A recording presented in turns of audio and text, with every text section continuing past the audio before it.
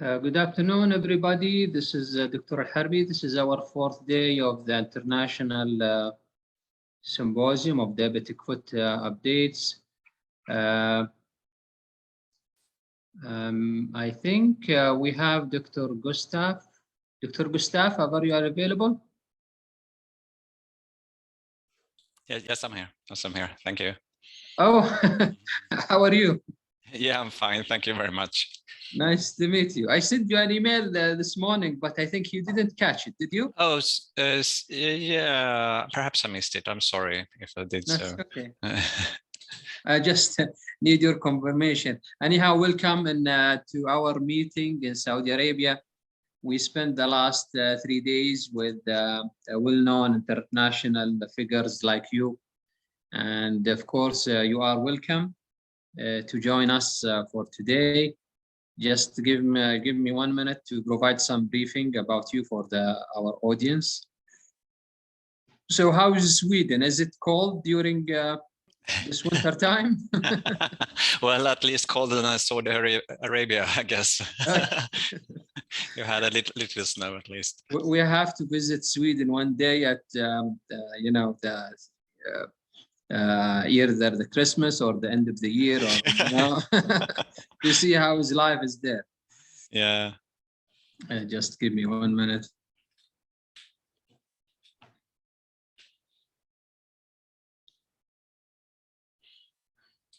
I welcome really Dr. Gustav Jarl from Sweden. He is an associate professor in 2019 in Örebro University. He has his PhD in 2014 in Örebro University.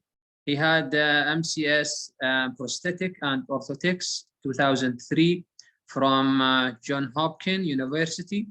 And he had MCS decision risk and policy analysis in 2020. This is impressive, really. University of Yale, is that right? Yeah, that's right.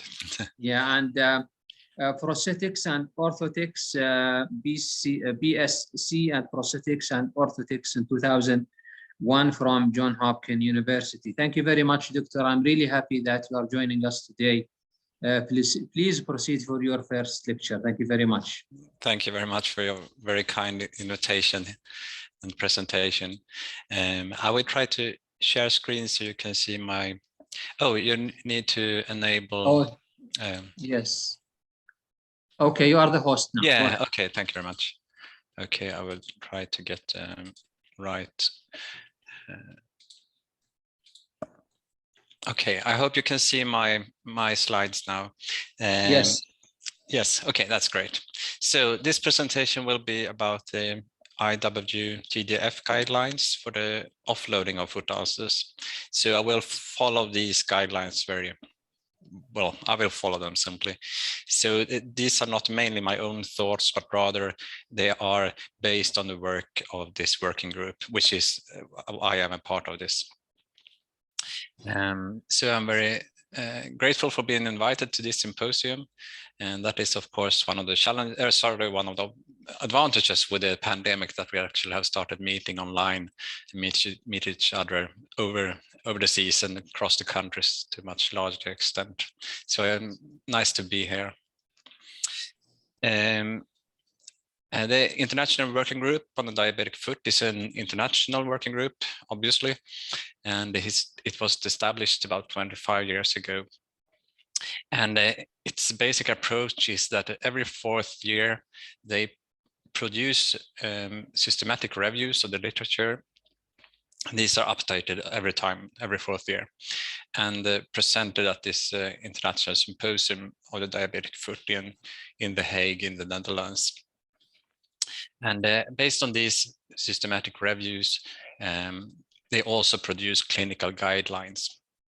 And these reviews and guidelines are in several areas of the management of diabetic foot. So it's one review and guideline regarding prevention of foot ulcers, another review and guideline regarding offloading, which I will present now, one about infection control and so on. So there are several, I think there's 6 or 7 different areas. I think we are missing your slides. Can you? Oh, you can see them? Yeah, we can't see them. Oh, sorry. I will give it a new attempt. Okay. Can you see them now? Oh, yes, yes, go ahead. Okay, sorry. Thank you for telling me. Okay, so if you're interested in this work, I think it's a very valuable resource, actually, because as a single clinician, it's very difficult to get an overview of all this research literature. So it's summarized very nicely in these literature reviews and these guidelines, and all are freely available at this webpage, iwgdfguidelines.org. So I would recommend you, if you're interested, it's a very good website.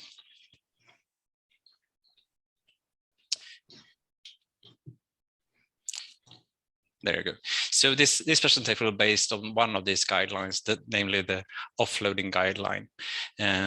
So as you can see here, this is just this publication which I was part of, and many other people who are very knowledgeable in this field.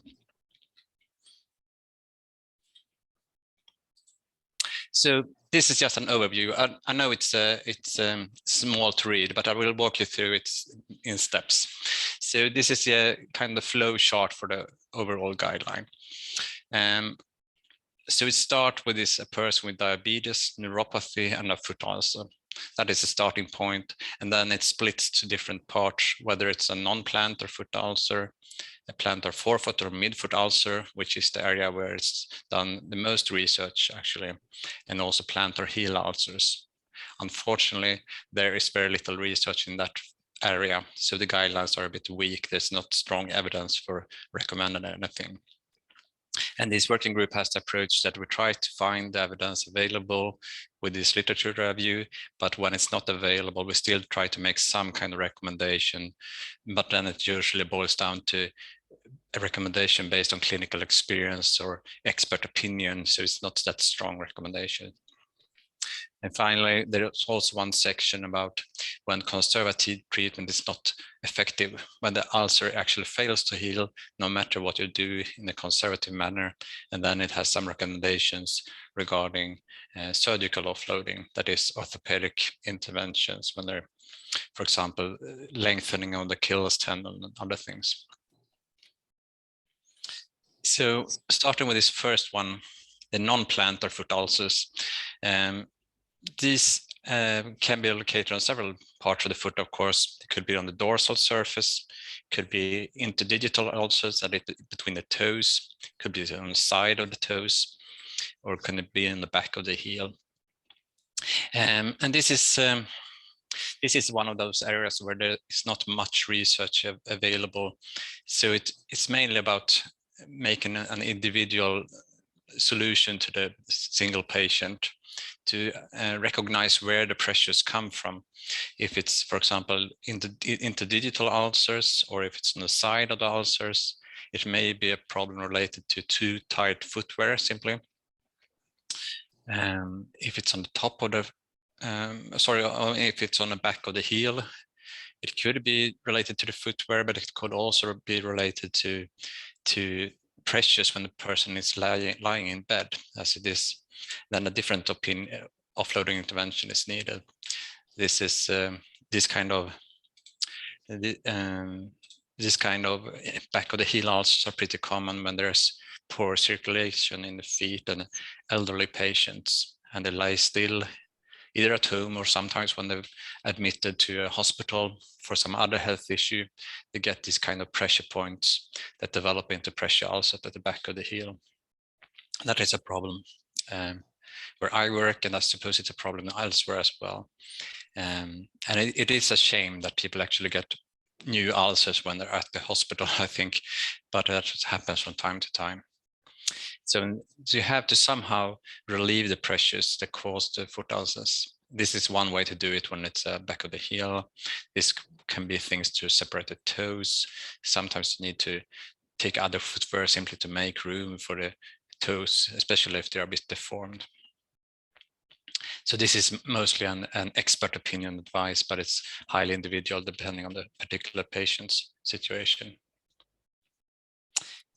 Second, we have the plantar heel ulcers, and that is also an area where not much research is available. It is it's not extremely common, but it happens. And as you can see, it's typically here under the pressure point when you walk. And if you don't have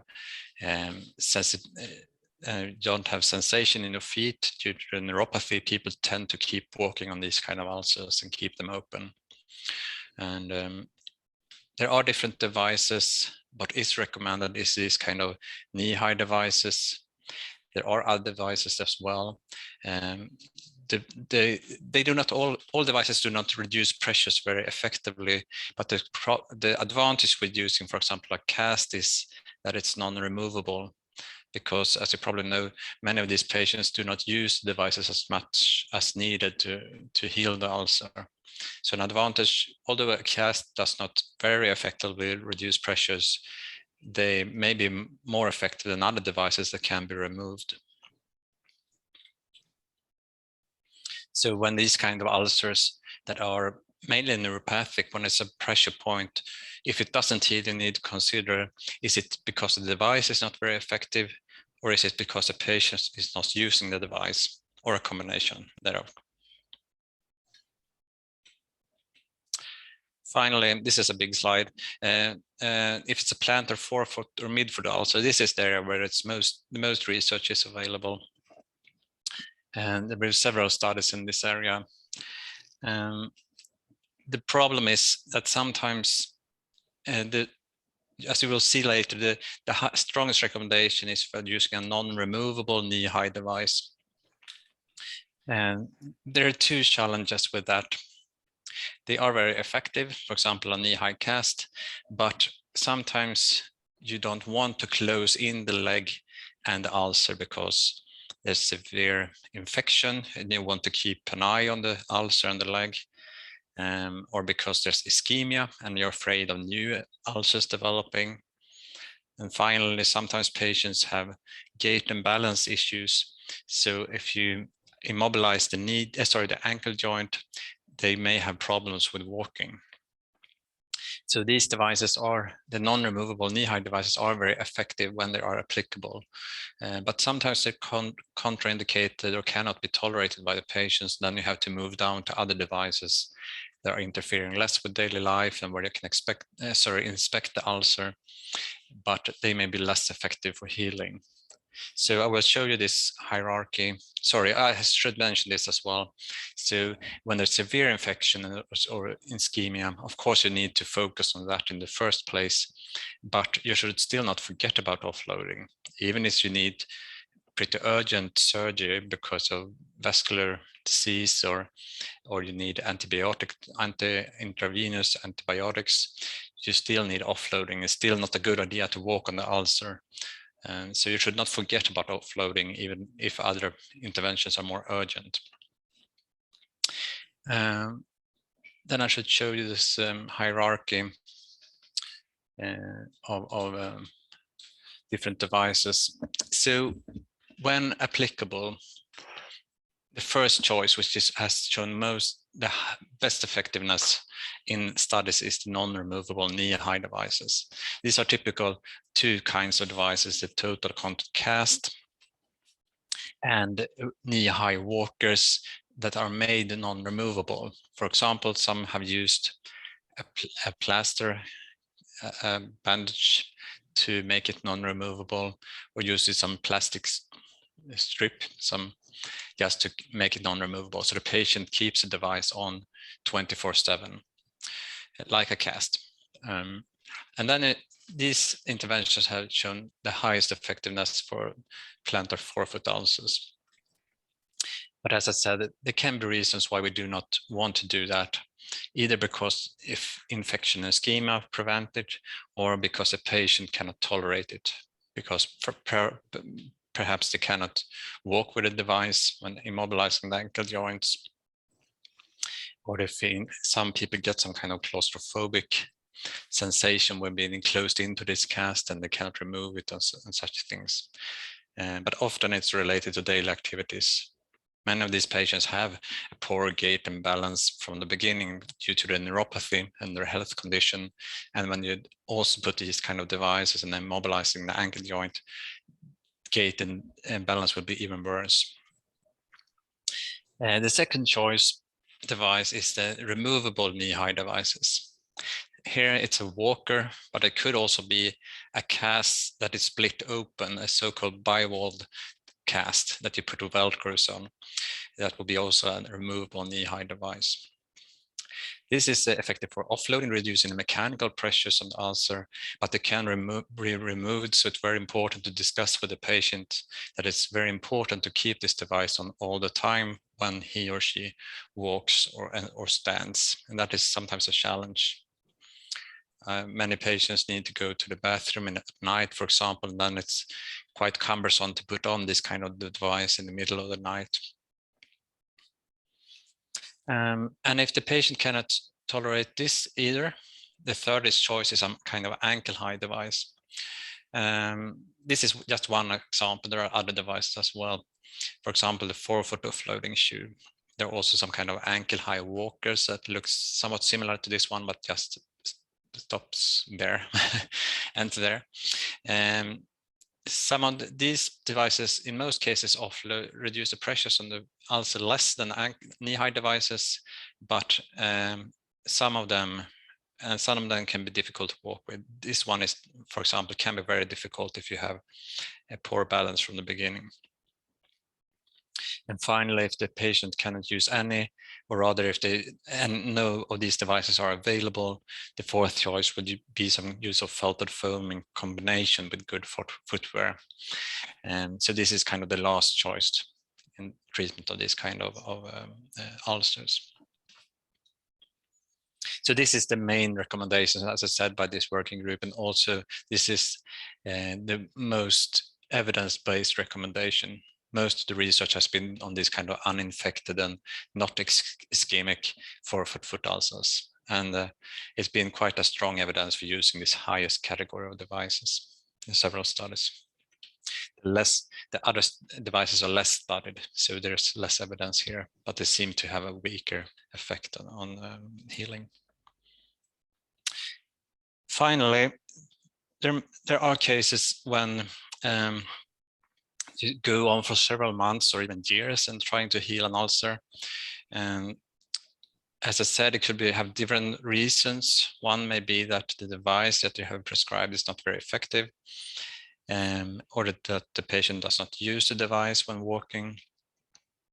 And at some point in time, you have to consider perhaps it's time to give up. You can't go on forever, because going with an open ulcer is a bad thing for several reasons. First, of course, it will be interfering with the daily life of the patient. He or she needs to go to the nurse perhaps 2 or 3 times a week to dress the ulcer. They may have pain sometimes, and an open wound, of course, is an entrance for bacteria, so you may get infections, sometimes severe infections.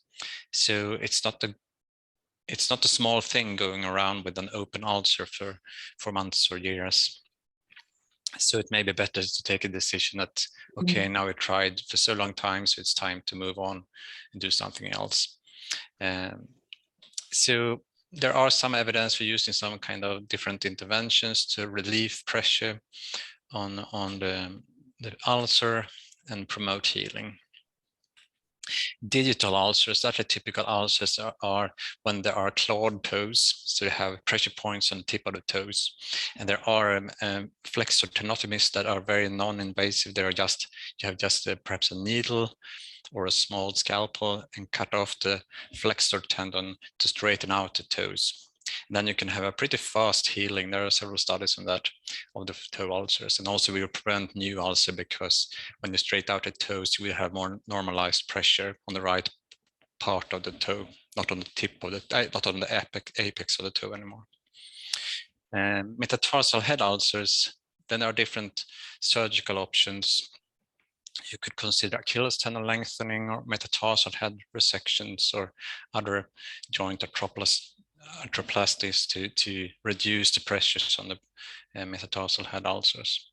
But of course, you should consider sometimes if you remove one metatarsal head, there will be higher pressure on the next metatarsal head, and we have a secondary ulcer. That happens from time to time as well. So why do these knee-high devices work?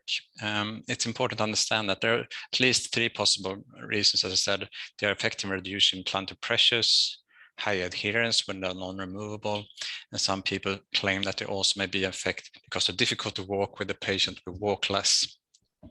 So looking at them at a time, one at a time, this is an overview provided by BUS in 2016. And this is the reduction of plantar pressures at the first metatarsal head. So as you can see, here are the knee-high devices, the total contact cast, the removable knee-high walker, and a removable cast.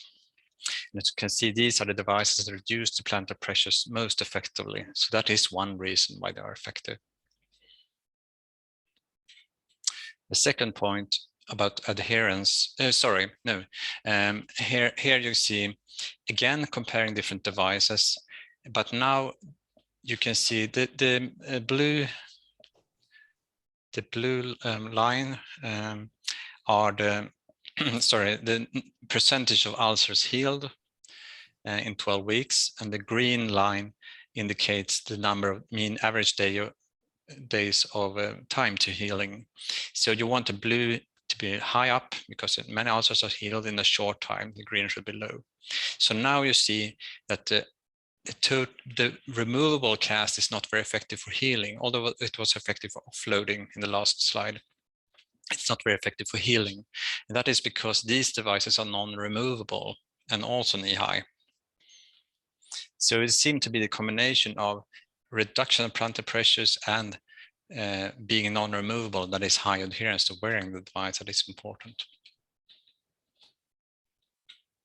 The third aspect is, do we need this about making it difficult to walk to patients? That is a theory they have, and we made a review last year about that. And there are not many studies on that, and it was hard to find evidence. But is it necessary to make people walk less if they have an offloading device that is effective? Well, one study found actually that more daily steps were associated with worse healing, even if they used a good device. 3 studies did not find such an association, although they may have been underpowered. And in 2 studies, the association was not clear. It was not possible to disentangle whether the healing was associated with weight bearing or some other factors. For example, if they were not wearing their device and so such things. So we concluded there is a weak evidence for reducing daily activities, but the evidence is weak. So this may be a little effect as well, but the main things are probably reduction of plantar pressure with the device and adherence to wearing the device. So people who walk very much may need to cut down a bit, but many of these patients are rather inactive from the beginning. And I think we should not ask them to cut down on activity because they need the daily activity for other parts of their health, both physical and mental health. So the challenge has been the implications of these guidelines. There have been some studies to what extent these devices are actually used in the US and Australia and Europe, and they've usually found that these knee-high non-removable devices are not used very much. And we made a survey of a couple of students that I supervised, did a survey in Sweden as well. And it was the same pattern, that people tend to prescribe those devices are least recommended, like footwear, and seldom use the recommended devices. And there are several challenges in this context, both of course knowledge, and there may be local traditions of what devices that are used, and we need to educate clinicians about the evidence-based offloading. As I said, there may be challenges with patients accepting the treatment because it can interfere with their daily activities. In certain countries, there can be reimbursement issues, depending on what country you live in, of course. finally, there's a need. Some of these devices require clinical training. For example, if it's a cast need, you need a trained cast technician to apply the device. So there are challenges, and I hope that we make some progress in the future with devices that are less interfering for the patient, so more people can accept it. But meanwhile, we also need to work in this implementation of these guidelines to heal more ulcers before they are infected and result in an amputation in worst case. So that was my last slide. So I will stop sharing there. Would you like us to take questions now or save them for the discussion section later?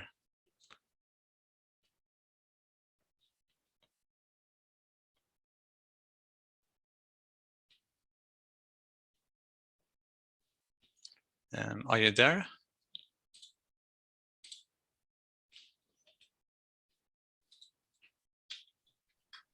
Yes. Yeah. Okay. We can see slides. Would you like us to take questions now or save them for the discussion session later? I'm not sure. Well, yes, actually, the slides are quite interesting. That yeah, I can mail them to you if you want to share them. That's fine.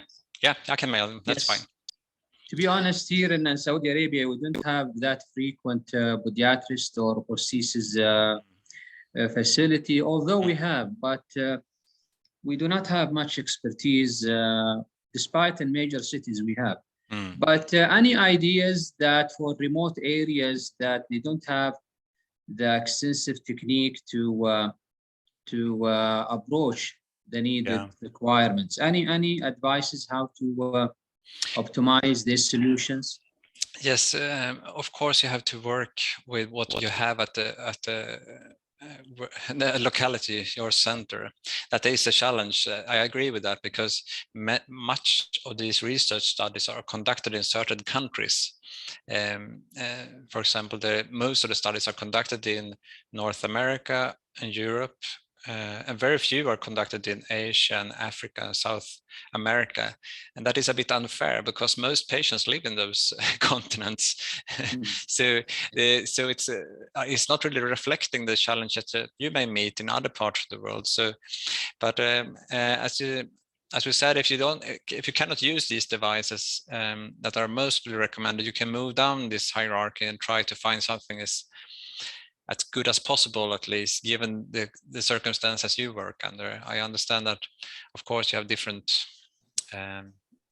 things to consider, and as I say, different resources, if there are trained staff available and if you have equipment and so on. So I think we should move down when needed in this hierarchy, but try to keep as high up as possible, so to speak. But that is a challenge. There are interesting devices that are being developed, for example, in India, just because of these challenges with the equipment and trained staff. There's not much evidence yet, but I hope it will be improved. So we can see if there are devices that are easier to implement also in settings where we don't have all the resources we wish that we had. Does these devices, can we have the same idea after amputation, or only your focus is only on foot ulcers? Yeah, this presentation is only about foot ulcers. Of course, it can be a problem with healing after the amputation as well. But this reviewing guideline only applies to foot ulcers. So we may need to think a different way if you have an ulcer after an amputation. Yeah. But I remember I was working in a medical city in Riyadh some time ago, and we tried to utilize these devices exactly as you instructed. But one was, there was a challenge that once you do the cast, and sometimes we face some discomfort, or we are obligated to remove the cast, and we waste everything. So we go to the next step, as you mentioned. Is there any instructions to minimize the failure, or at least, I would say, unsuccessful utilization according to the hierarchy that you mentioned? Yeah, as you said, there can be challenges with these casts because many of these patients do not have sensation, so there can be small damages to the skin or even ulcers without the patient noticing. So it's very important that a cast technician is properly trained, and you may need to replace the cast more frequently in the beginning just to make sure that there are no problems. But I agree. I agree. There are many challenges also with the patients accepting to be in a cast. That is challenging. I agree completely. But do you think the fiberglass type of cast is good enough, or you prefer the gypsum one? Oh, well, I'm not a cast technician. I know that also in Sweden, different cast technicians use different techniques, to be honest. I think the fiberglass cast is lighter in weight, and it also hardens in a shorter time, so the patient can walk on it after a shorter time period, because this traditional casting material needs to settle for, I think, like 24 hours before it really can bear weight on that. So I think there are certain advantages with the fiberglass cast, but you should be aware, of course, that the surface of the fiberglass cast can be quite sharp. So you need to be careful, and sometimes perhaps when the person is sleeping, they need to wear a sock on the other foot, so they will not get an ulcer on the other foot because they could come in contact with this sharp material of the fiberglass cast. I see. But I'm not a cast technician. So. Yeah, that's okay. Any question from the audience, please?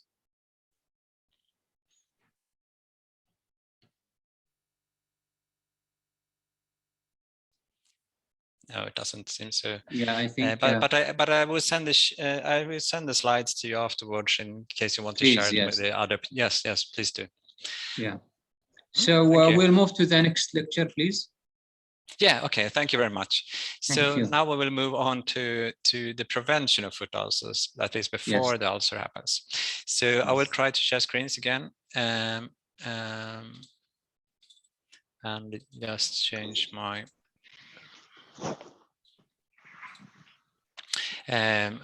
Once again, I can share you the slides with you and be happy to share it with everyone.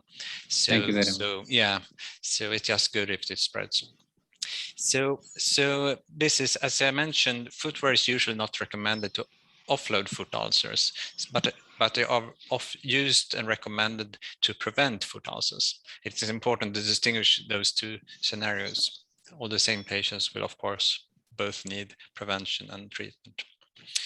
So this is just the background that you probably know about, that these foot ulcers very often, they're quite frequent in this patient population. And although most ulcers healed, fortunately, the recurrence rate is very high. There's been an overview from 2017 by Armstrong and colleagues, when they found that in general in the publications, in studies, they found that about 40% recur within 1 year after healing. And after, I think, about 3 years, about 60% recurred. So there's a very high recurrence rate. And also most amputations are preceded by foot ulcers. So we really need to work on this prevention, not only make ulcers heal, but prevent them from happening in the first place. Therapeutic footwear is recommended to prevent foot ulcers, but unfortunately inappropriate footwear can actually cause foot ulcers.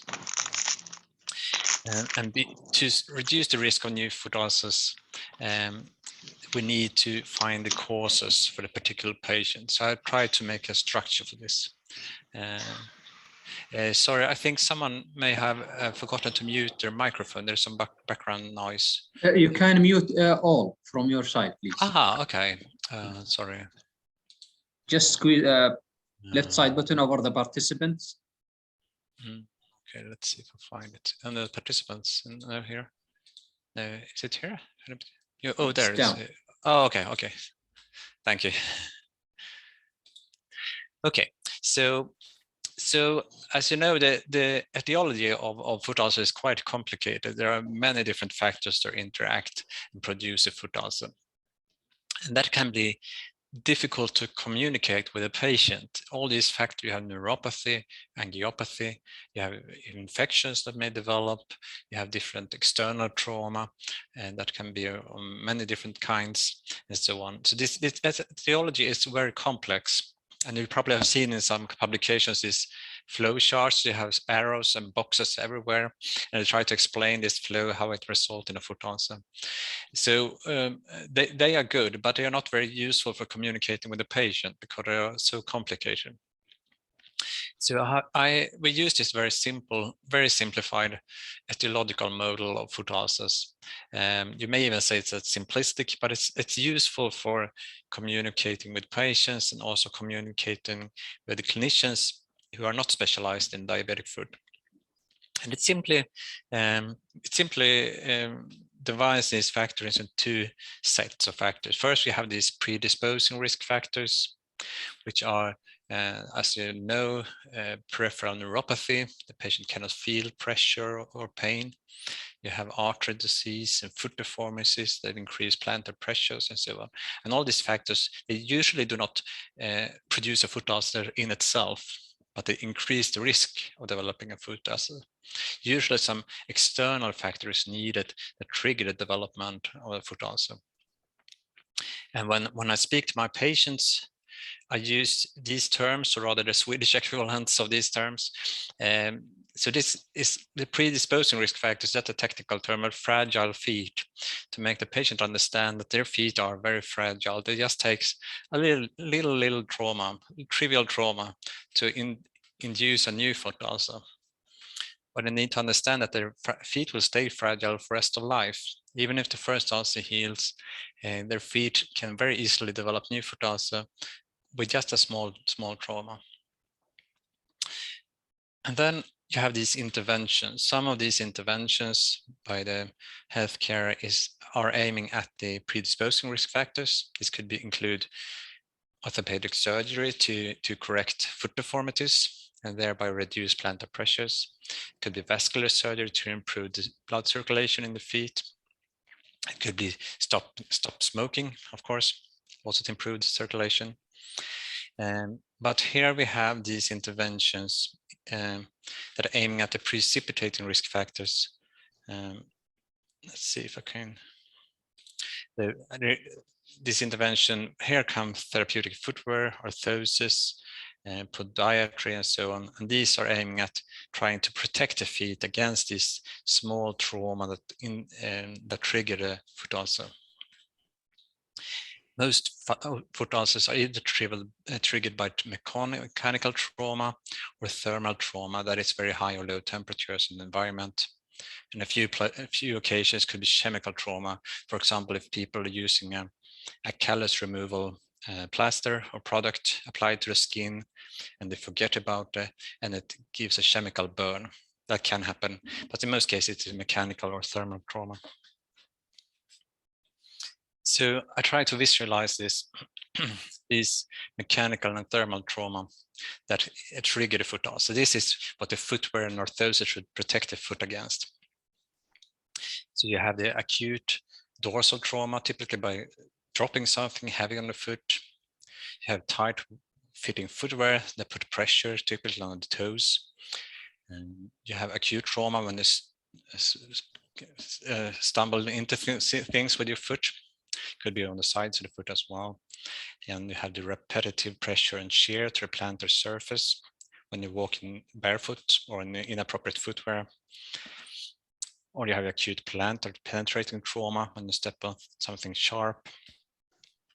Then you have this movement and shear, typically from loose fitting footwear that makes a blister and then an ulcer on the skin. Then you have also dangerously high and low temperatures in the environment. That is very dependent on where you live, of course. If you live in a cold or hot climate zone, and you can have a burn or a frostbite. If you don't have sensation in your feet and you walk on a hot surface, you may not notice it until you already have an ulcer. In a similar manner, if you walk or have inappropriate footwear in a cold country, like my own, you can have frostbites without noticing if you don't have sensation and pain in your feet. So how do footwear protect against these factors? Well, when it comes to dropping things and bumping into things, you want a footwear that covers the foot. This is, of course, a challenge in hot country zones. And I think we need to develop more footwear or material that is breathing in more cold, because using traditional covered footwear in a hot climate zone is very challenging, of course, it'll be very hot. But for many of these patients, you will need actually covered footwear to protect against this kind of acute trauma to the foot. Where I live, of course, this is not a big problem, making people wear covered footwear, at least not in the winter because it's so cold outside. But still, my patients walk barefoot inside and kick their foot into something or drop something on it and develop foot ulcers by that reason. Then you have the plantar foot ulcers. They can come either from these repetitive pressures and shear, and then you need something that redistribute the pressures under the plantar's foot surface. That it could be shoe insoles, could be rocky bottom shoe that reduce pressures on the forefoot, and a low heel height, of course, because a high-heeled shoe would increase the pressures on the forefoot. Then you also need a sole on the footwear that actually protects against things that can penetrate the foot sole. So it should not be too thin and soft. Finally, as I said, inappropriate footwear can actually cause foot ulcers instead of protecting against foot ulcers. So you should avoid footwear that is tight fitting, so it will cause pressure ulcers, but neither be so loose fitting that it's actually sliding up and down and causing blisters and ulcers in that way. So it's important to have enough space for the foot, of course, but it should also in the same time have a firm fit, so it cannot slide back and forth. Again, if a person had a healthy foot, you would notice in time if you have pressure points and shear. But if you cannot feel these blisters developing, you will not remove the footwear in time, and you will have foot ulcers instead. Finally, as I said, you have these high and low temperatures. Could be walking barefoot on a hot beach, or walking with too thin footwear in a cold climate zone. It could be also other heat sources. For example, if you're riding a motorbike and put your foot against a hot part of the motor, or being in a workshop and having hot equipment that it touches the foot without you not noticing, when you cannot feel pain. So the footwear should protect against excessive heat and excessive cold in the external environment. So I think we need it for each patient to think, why is this patient's feet fragile? What do you have, the angiopathy or neuropathy or foot deformities? And do they understand that their feet are fragile and would need protection? That this everyday trauma that is quite trivial can actually start a new foot ulcer. Then we should consider what kind of triggers are applicable for this patient. Not all patients go to the beach in a hot summer day, but some do. And not all patients walk barefoot at home, but some do. So we need to find what is the threat to this foot for this particular patient. So the problem I see in my own country, at least sometimes, is that we prescribe the same type of footwear to all people, no matter what the problem is. And that is not a very good strategy. So I will just give a few examples of what can happen then.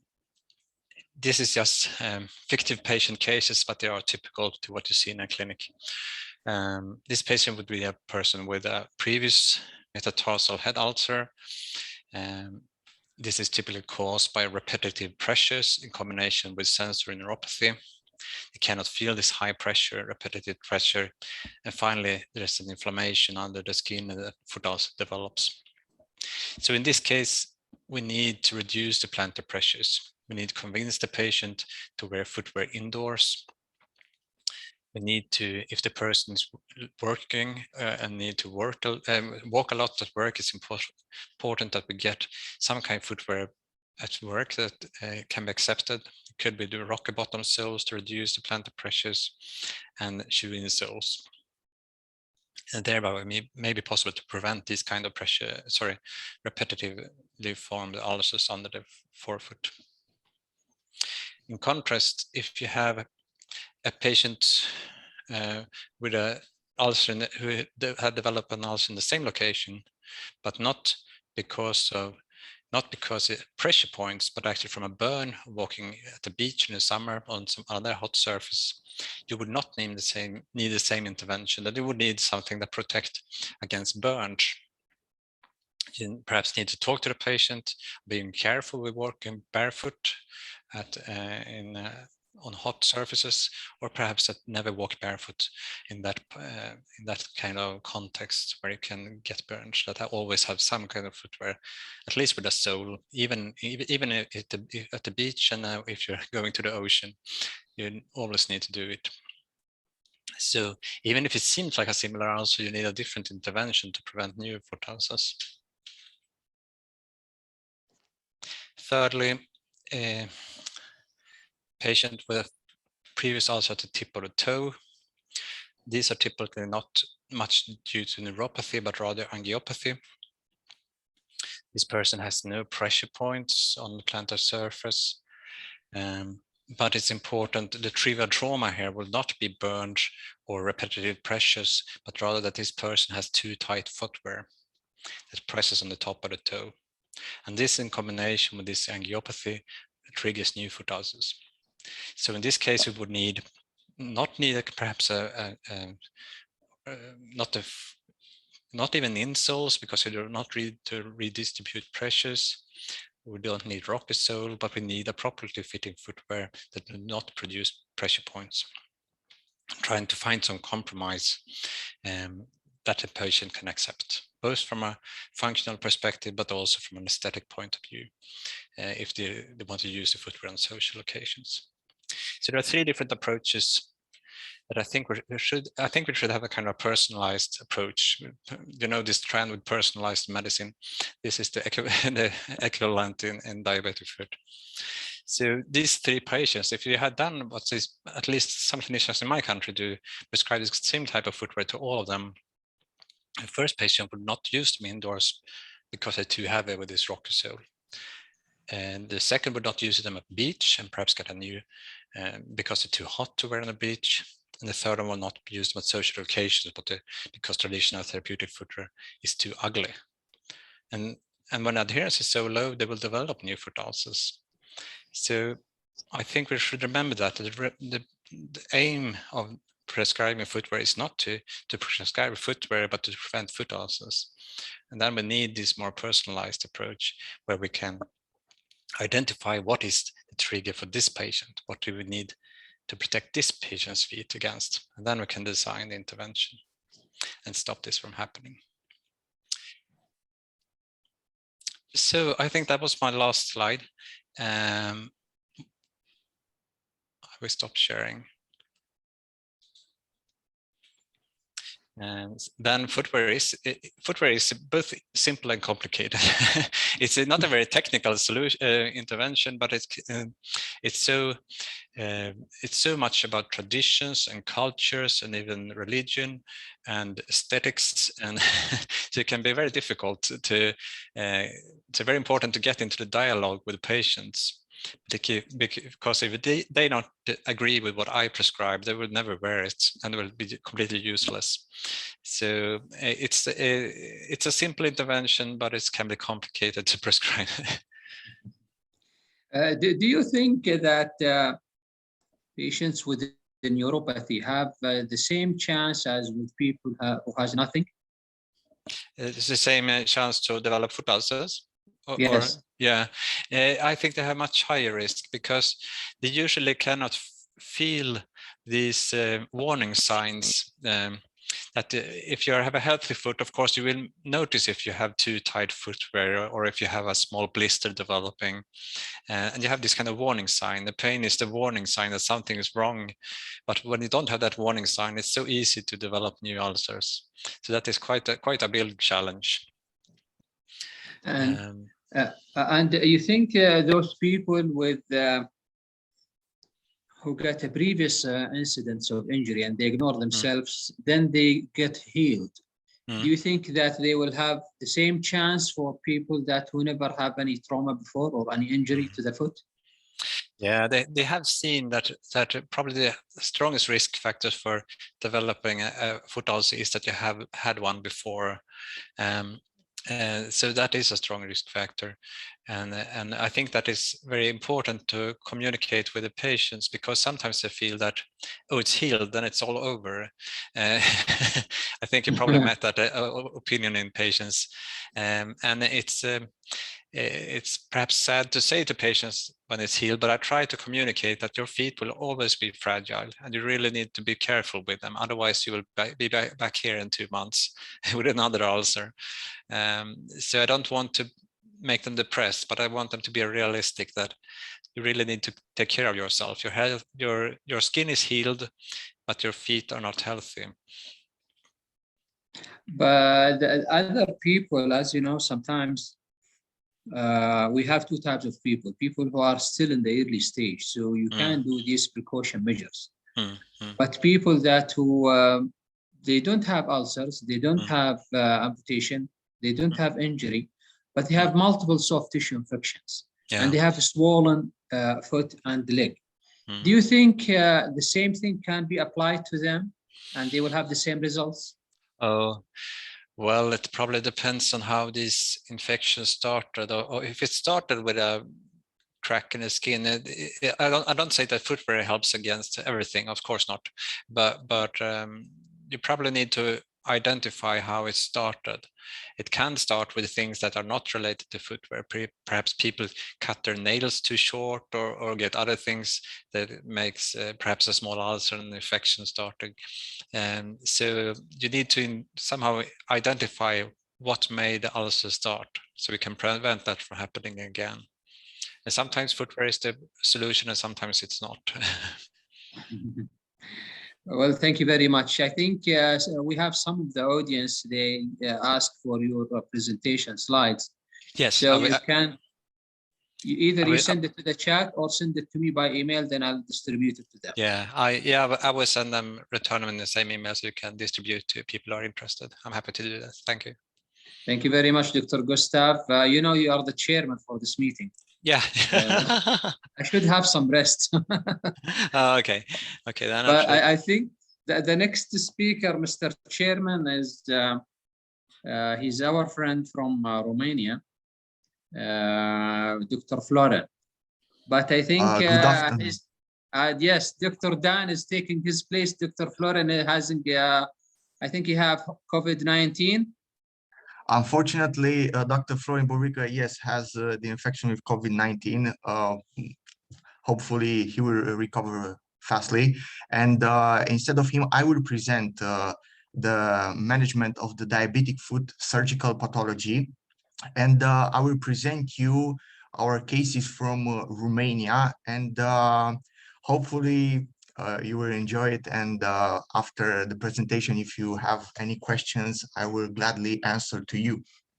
Which part of Romania? Transylvania? Not that Bucharest? part, the southern, the Bucharest, yes, the southern part of Romania. And yes. We are working in a large center with diabetic foot, and we like this pathology. Yes, if you allow me, I'll just give a little brief about Dr. Florin. Dr. Florin Tudor Boberca, he is a consultant general in laparoscopic surgery in Romania, Bucharest. He's a lecturer in the Department of Surgery, Carol Davila, University of Medicine and Pharmacy, Bucharest, Romania. Thank you very much, Doctor, for speaking on his behalf, and thank you very much joining us for this important event. you can proceed. Thank you very much. Thank you. I will share my screen just in a moment. Well, Okay. you are, Okay. you are Now the I'm host. the host. Yes. Thank you. Thank you. So I will share this now. Hopefully, yes. Now, so I will present you the management of the diabetic foot surgical pathology. First of all, I will present you some important public health issue data about the diabetes. So we can say that every 22 seconds, someone is diagnosed with diabetes, and that's very, very advanced and important health issue that we will discuss about it. We have to look at this pathology as it is for the all systems of a patient, and every 19 minutes, one diabetic patient loses his sight and another one develops end-stage renal disease. So the diabetes has a lot of complication, as I said, for all the systems. And every 19 minutes, there is performed a pelvic limb amputation. Now we're talking about above knee amputation and below knee amputation. And unfortunately, every 10 minutes, a person dies because of diabetic complications. In Romania, we have a number of 1.2 millions of patients with diabetes. And from this number, 250,000 patients present diabetic foot, a very bad complication of this disease. And over 70% of these major amputations are performed for the diabetic patients. And the large amputation, that means above knee amputation and under knee amputation, represent 22% of surgical procedure for diabetic foot. So as a definition, we have to say that any pathology of the foot resulting from the presence of diabetes or its long-term complications represent the diabetic foot.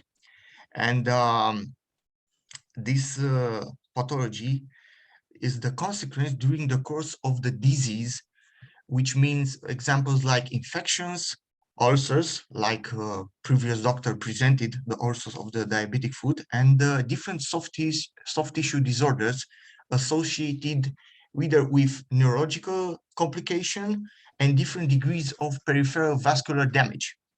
Because as we will see later, we have to differentiate the patients with diabetic foot, which one has the predominance of the neurological affection and which one has the peripheral vascular damage. Now you have here some photos with different infections and abscess of the diabetic foot. And now I will show you a short scheme about the diabetic infection and diabetic gangrene that can occur at these patients. So we have on one side the neuropathy, and on the different side the ischemia. That means the peripheral vascular disease. So these two can occur and result in narrow ischemia, plus the germs that can be at that site and provoke the infection. So it can result in diabetic gangrene. So the pathophysiology, from this point of view, we're talking about a combination of factors. We have the diabetic neuropathy, the peripheral arterial disease, the anomalies in the biomechanics of the foot, because I will present that in the diabetic foot, the skeleton of the foot has some damages, so we will have some difference beside the biomechanics of a normal foot. And we also have some lesions with a slow evolution that can evolve to the infection. First, the diabetic neuropathy is the most common and earliest chronic complication of the diabetes. So we will see more cases of diabetic neuropathy than the peripheral vascular disease. The determining factor of the neuropathy is the persistent hyperglycemia. So a patient who does not have a good control of the diabetes and has the persistent hyperglycemia, that will produce in the first steps some changes from the electrophysiological and then histological changes of the nerve, then this will become the nerve damage that has clinical expression. So, unfortunately, the diagnosis of diabetic neuropathy is most often made late when already has appeared an ulcer or the absence of the pain. So that means an advanced degree of neuropathy.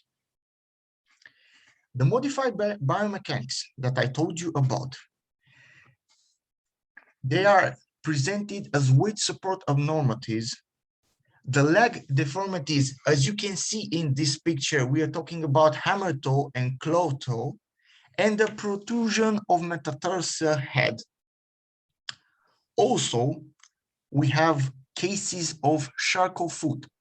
The Charcot foot is practically change of the entire skeleton of the foot when all the bones are presenting inflammation and the foot has a very big volume compared to a normal foot. So here we have the differentiation between the hammer toe and the claw toe, and also the differentiation between the head of the metatarsal. So in the claw toe, you have a preeminent metatarsal head compared to the hammer toe where it's normal.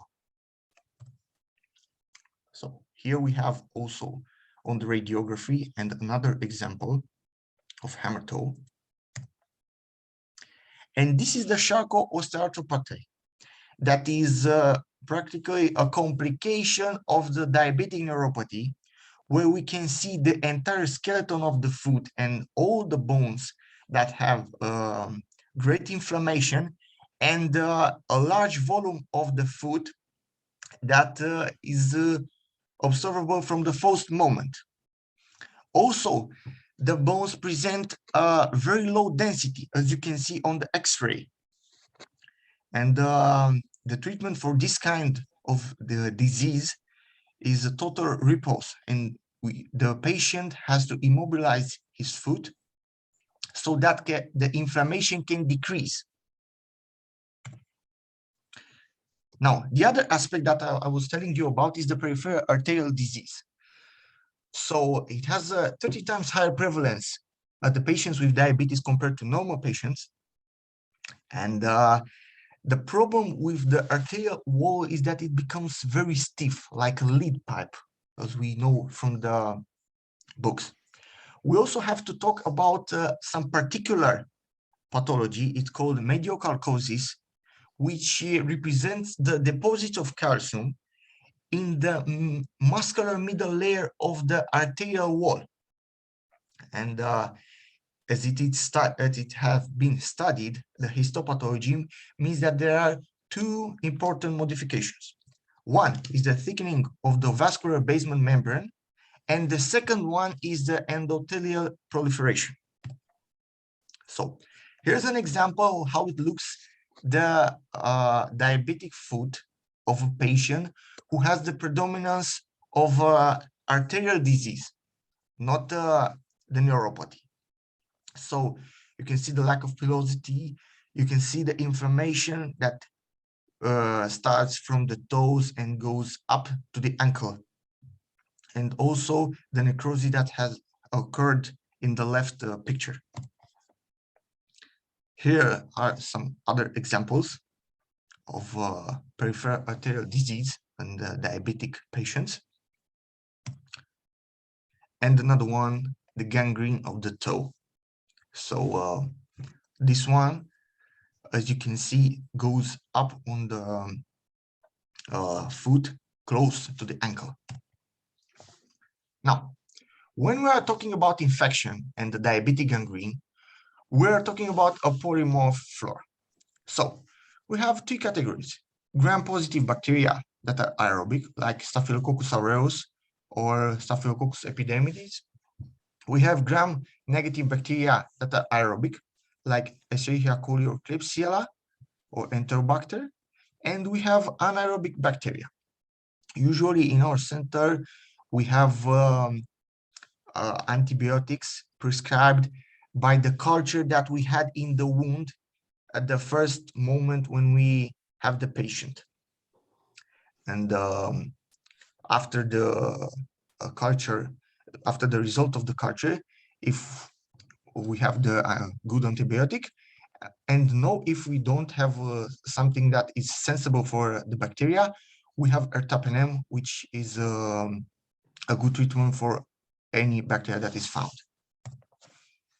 The risk factor for the diabetic food. We have here a list with these criteria. We have the male gender. We have the patients that have diabetes with an evolution of over 10 years. So it's a long history of the diabetes for that patient.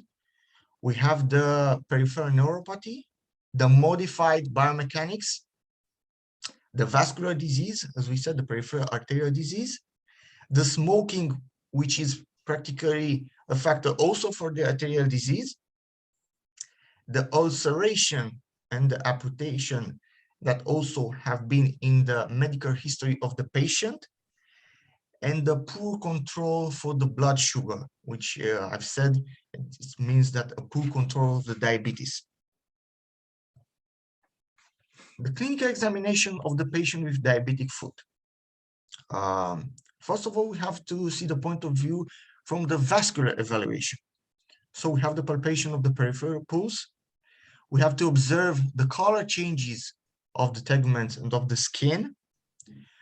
If there is any edema, the presence of edema, the variation of temperature, that also the patients with vascular disease, they have a very cold skin of the leg. The changes of the skin that can occur, like the atrophy, the absence of pilosity or onychodystrophy, and also the modified venous refilling time. The next point of view is the neurological evaluation. So we have to search for the perception of vibration and the pressure.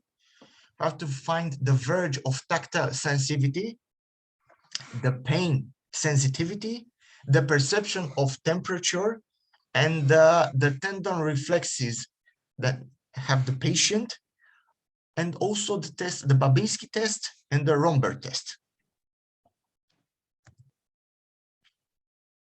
Investigation. Now, from the investigation, we have the first investigation that we made in the laboratory, the blood sugar level, the glycated hemoglobin, which shows the control of the diabetes and how good is the control that the patient kept in the last 3 months, the hemogram or complete blood count, the urine tests, the blood culture, and the bacterial wound culture that I said before that we have to do when the patient is admitted in the hospital and we recognize the infection.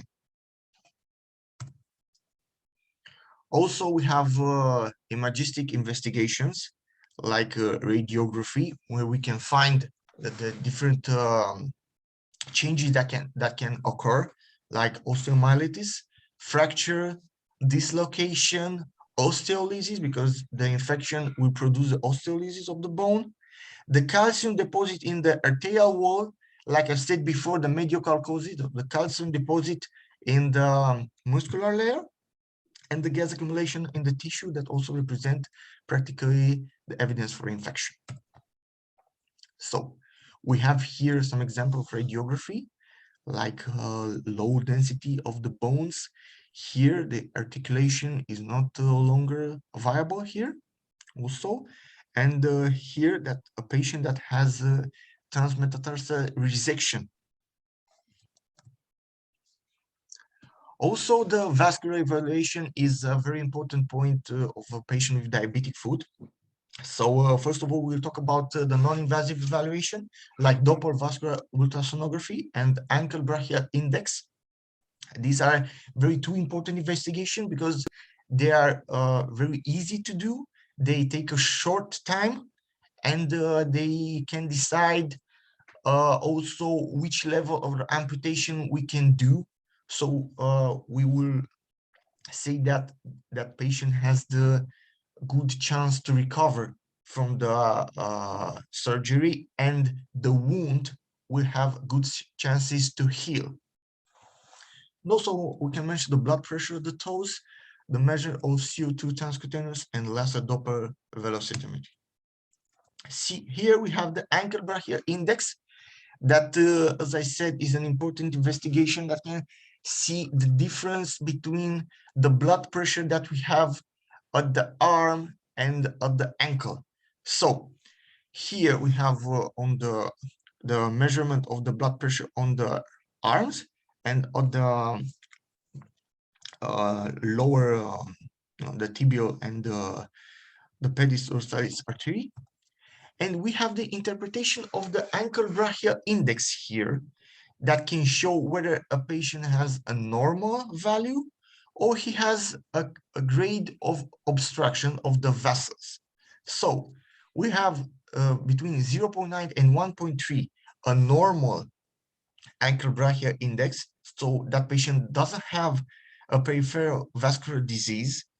We have the small obstruction between the 0.7 and 0.9, and under this value we have moderate and severe obstruction of the artery. So it's clear that that patient has an advanced peripheral disease and vascular disease, and so that will be the chance for a high amputation. So after the non-invasive evaluation of the patient, we have also the evaluation with invasive methods. Here we have the arteriography, the CT angiography, and the MR angiography. As you can see here, the example of the limb. Yes.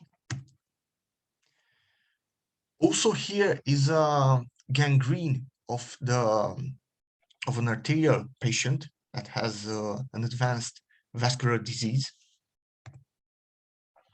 And this is what it looks like an ischemic lesion. You have here a dry gangrene, a dry necrosis. So this patient has the advanced vascular disease, and fortunately, it isn't become here an infection. So it hasn't, it doesn't have any secretion here. So we can do the surgery, and he doesn't have the germs, and he doesn't have a culture that we'll have here. Here we have the ischemia of the toe with a lot of secretion, and also this is a necrosis of the toe. So this has also ischemic lesion. This kind of patient, it's clearly that he doesn't have a pulse in the peripheral. So this is a candidate for the underknee amputation. It's clear for everyone that the vascular disease has an advanced stage for this patient. Here is also an example of abscess and phlegmon of the foot that the surgical treatment for this kind of patient has to be a large incision, because we have to see how deep is this abscess, and we have to evacuate all the necrotic tissue, so we can go until we see clearly visible healthy tissue, so it won't present a risk of reinfection. This is the picture of neuropathic lesions and the superficial and deep ulcers, like we've seen before, the Dr. Gustav Jarl.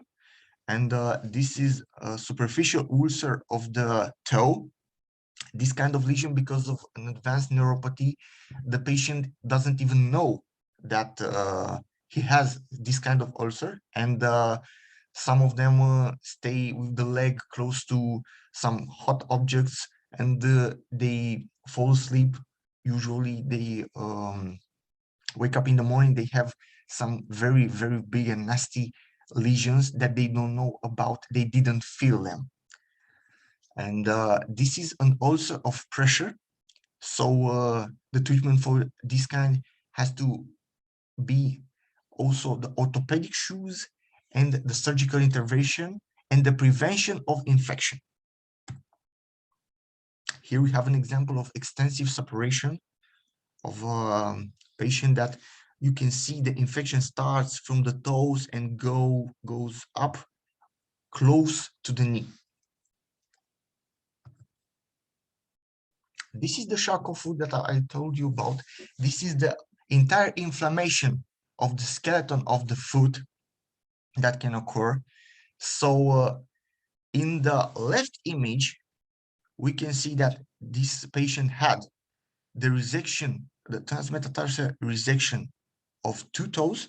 And after that, he developed this Charcot foot. So he has also need to immobilize the foot so that the inflammation can decrease. And also is the same treatment for the patient in the right picture.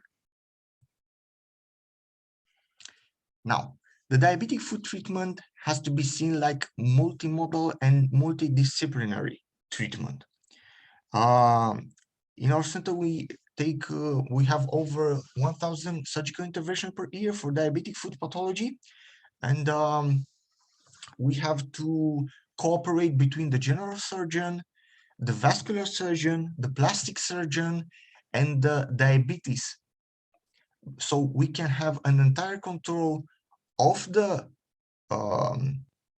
infection of the foot, the diabetic foot, and also a good control of the diabetes. So first of all, we have to talk about prevention. We have to identify the high-risk patients.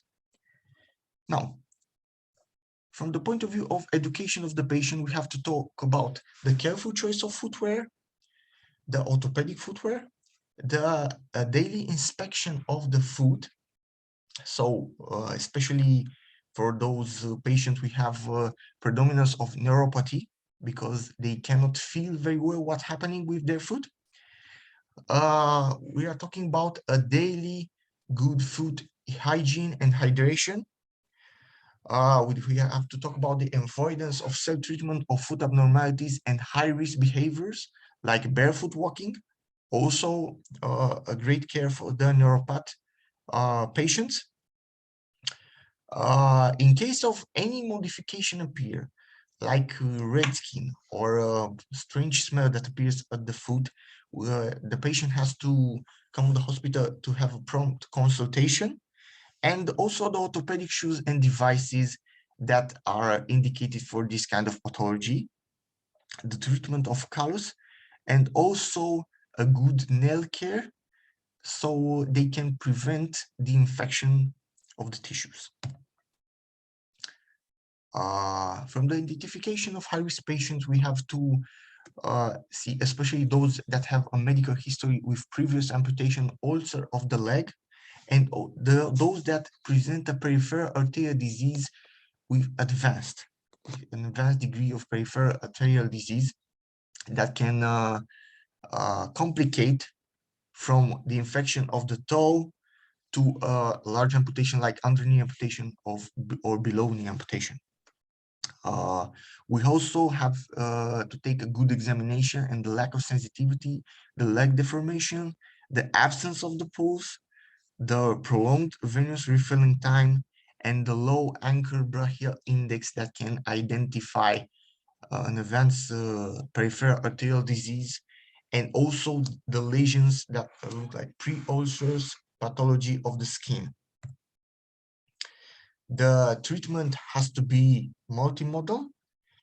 We have to search for methods of redistribution of foot plantar pressure.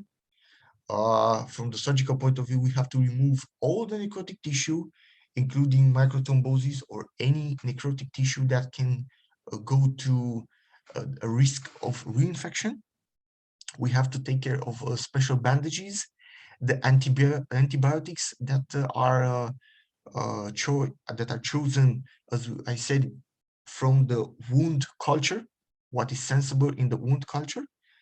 and also the revascularization techniques that are for the vascular surgery. And we are talking also about the amputation for the deep lesions with sepsis, with the gangrene, and the failure to restore foot functionality. There's also a part of the treatment which represent the local treatment of the lesions, like different bandage and dressings that are addressed for the patient with advanced vascular disease.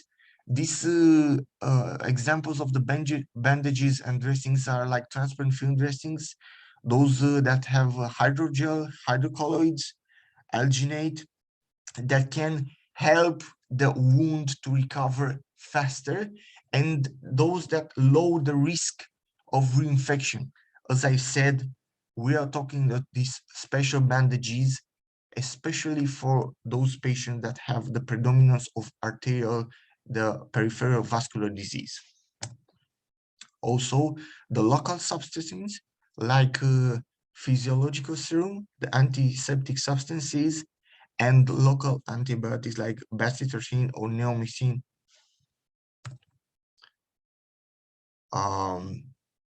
After the surgery, we can talk about the complementary methods to treat a diabetic foot. So here we have some examples like hyperbaric oxygen therapy, the negative pressure wound therapy. So the negative pressure wound therapy will help the granulation tissue to grow faster and the wound to heal in a shorter period of time. And we also talk about the plastic surgery and vascular surgery. Here's an example of negative pressure wound therapy that is for this patient who has an ulcer.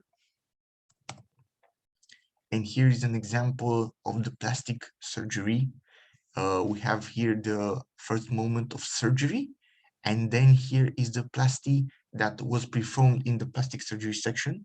And here, 3 months after that, the recovery of the patient, which has the look of the leg is close to normal. The negative pressure wound therapy here, as you can see here, is mounted the negative pressure wound therapy, and after that the wound that healed in a very good way in fast time. We're here talking about a wound that has recovered in about 3 or 4 weeks. So for this kind of lesion, it's a pretty good result. We have here the vascular surgery for a patient with arterial disease, and here in the first moment when she had the surgery, we're talking about the transmetatarsal resection that eliminate the infection from the leg, and after that the vascular intervention, which was a bypass. And here we have the result, how the wound healed, and also we have the difference between anchor brachia index from 0.4, so that means 0.4, which is a severe obstruction, to 0.8, which is a very small obstruction. So this patient recovered very well from multimodal treatment. First, the transmetatarsal resection that was performed in our clinic with general surgery, and after that going to the vascular surgery to perform the bypass, and then recover very well, and the wound which was healing also well. So in conclusion, we have to see that the surgical indication for the diabetic foot varies depending on a number of factors like age, like the presence and type and number of associated cardiovascular disease, and the association of diabetes complication. We are talking about nephropathy and retinopathy. And also an important thing that we have to mention is that the presence of sepsis and anemia, because we are talking about a diabetic patient, we have a systemic disease that can affect all the systems of the patient. And from the surgical point of view, we have to see whether we have a patient with the predominance of arteriopathy or whether we have the predominance of neuropathy. A thing that we have to mention also is the predominance of arteriopathy and the lack of possibility of revascularization. It's very often the evolution to go to a major amputation, the below knee amputation or the above knee amputation, while the predominance of neuropathy and having a vascular substrate, which is very necessary for healing the wound, is often associated with a favorable outcome.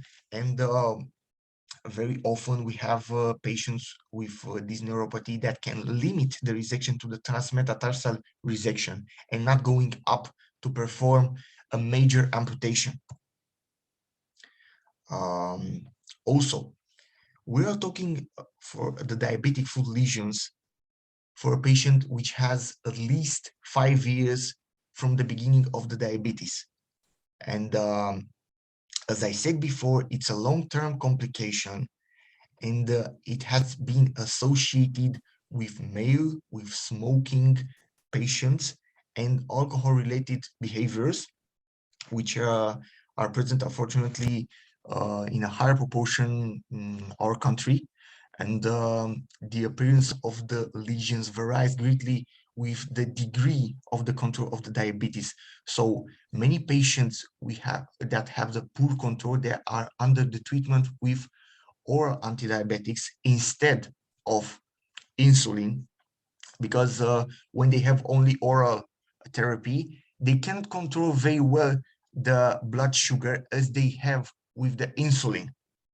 So these patients are often more candidates for the diabetic foot pathology than those with insulin. And also we have to mention that the sepsis associated with these kind of lesions represent a severity factor, which in some cases might provide a surgical indication for major amputation. The presence of nephropathy, anemia, and cardiovascular disease, they are almost always the expression of low general biological status of the diabetic patient. And that's why we have to manage these patients in a multidisciplinary team. And the presence of surgical interventions for the diabetic foot in the medical history denotes also the stage of the control of the diabetic disease. So there are many patients that have a big number of interventions, 3 or 4 interventions, that can be seen as not a compliant patient to the diabetic treatment, and also an uncareful treatment of the wounds that can present the risk of reinfection and then a major amputation. Thank you very much. Thank you very much. It was a very nice overview of both the challenges and the potential treatments for the diabetic foot. I have a question. You mentioned several times, I emphasized the importance of multidisciplinary treatment, and I completely agree with that. What is the structure of care in your country? I understand you work in a big center where you have a lot of patients under treatment. Do you have this kind of teams at the bigger hospitals that the primary care can refer to? Well, we have in our clinic, we have the general surgery, which is the main department that takes care of these kind of patients. And we also have a vascular surgeon that can perform the bypass for the arteriopathic patients. Unfortunately, we don't have any plastic surgery in the hospital, but we have colleagues in a different hospital that we can send the patients to perform that kind of plastic that you have seen in the pictures. And also very important, we have a department of diabetes and metabolic disease in our clinic, in our hospital, because usually when this kind of patient come to us, they come with sepsis, and a large number of leukocytes. We perform the surgery, and then many times we have to transfer these patients to the diabetic department for the entire metabolic recalibration. And some of them, as I said, they have nephropathy. They also go to dialysis. They also have the metabolic complication. Then they need to readjust the treatment for the diabetes. And that thing that I said, the poor control, the previous poor control of the diabetes, that was the patient with oral anti-diabetic pills, and then the switch that they have to do to go to the insulin treatment. Often they are making this switch after they come to an intervention at us. So we have to admit into a hospital a patient that has a gangrene, that has a big infection of the diabetic foot. We perform the surgery, and then the patient is transferred to diabetes, so he can be recalibrated metabolically and had the new adjustment for the treatment, so he can have a long-term success. Yeah. Yeah, that's important to get the whole picture of this multi-comorbidity. I completely Yes, agree. because it is a systemic disease, and many of these patients cannot realize the importance of the control of the diabetes, because from here they have the multitude of associated pathologies.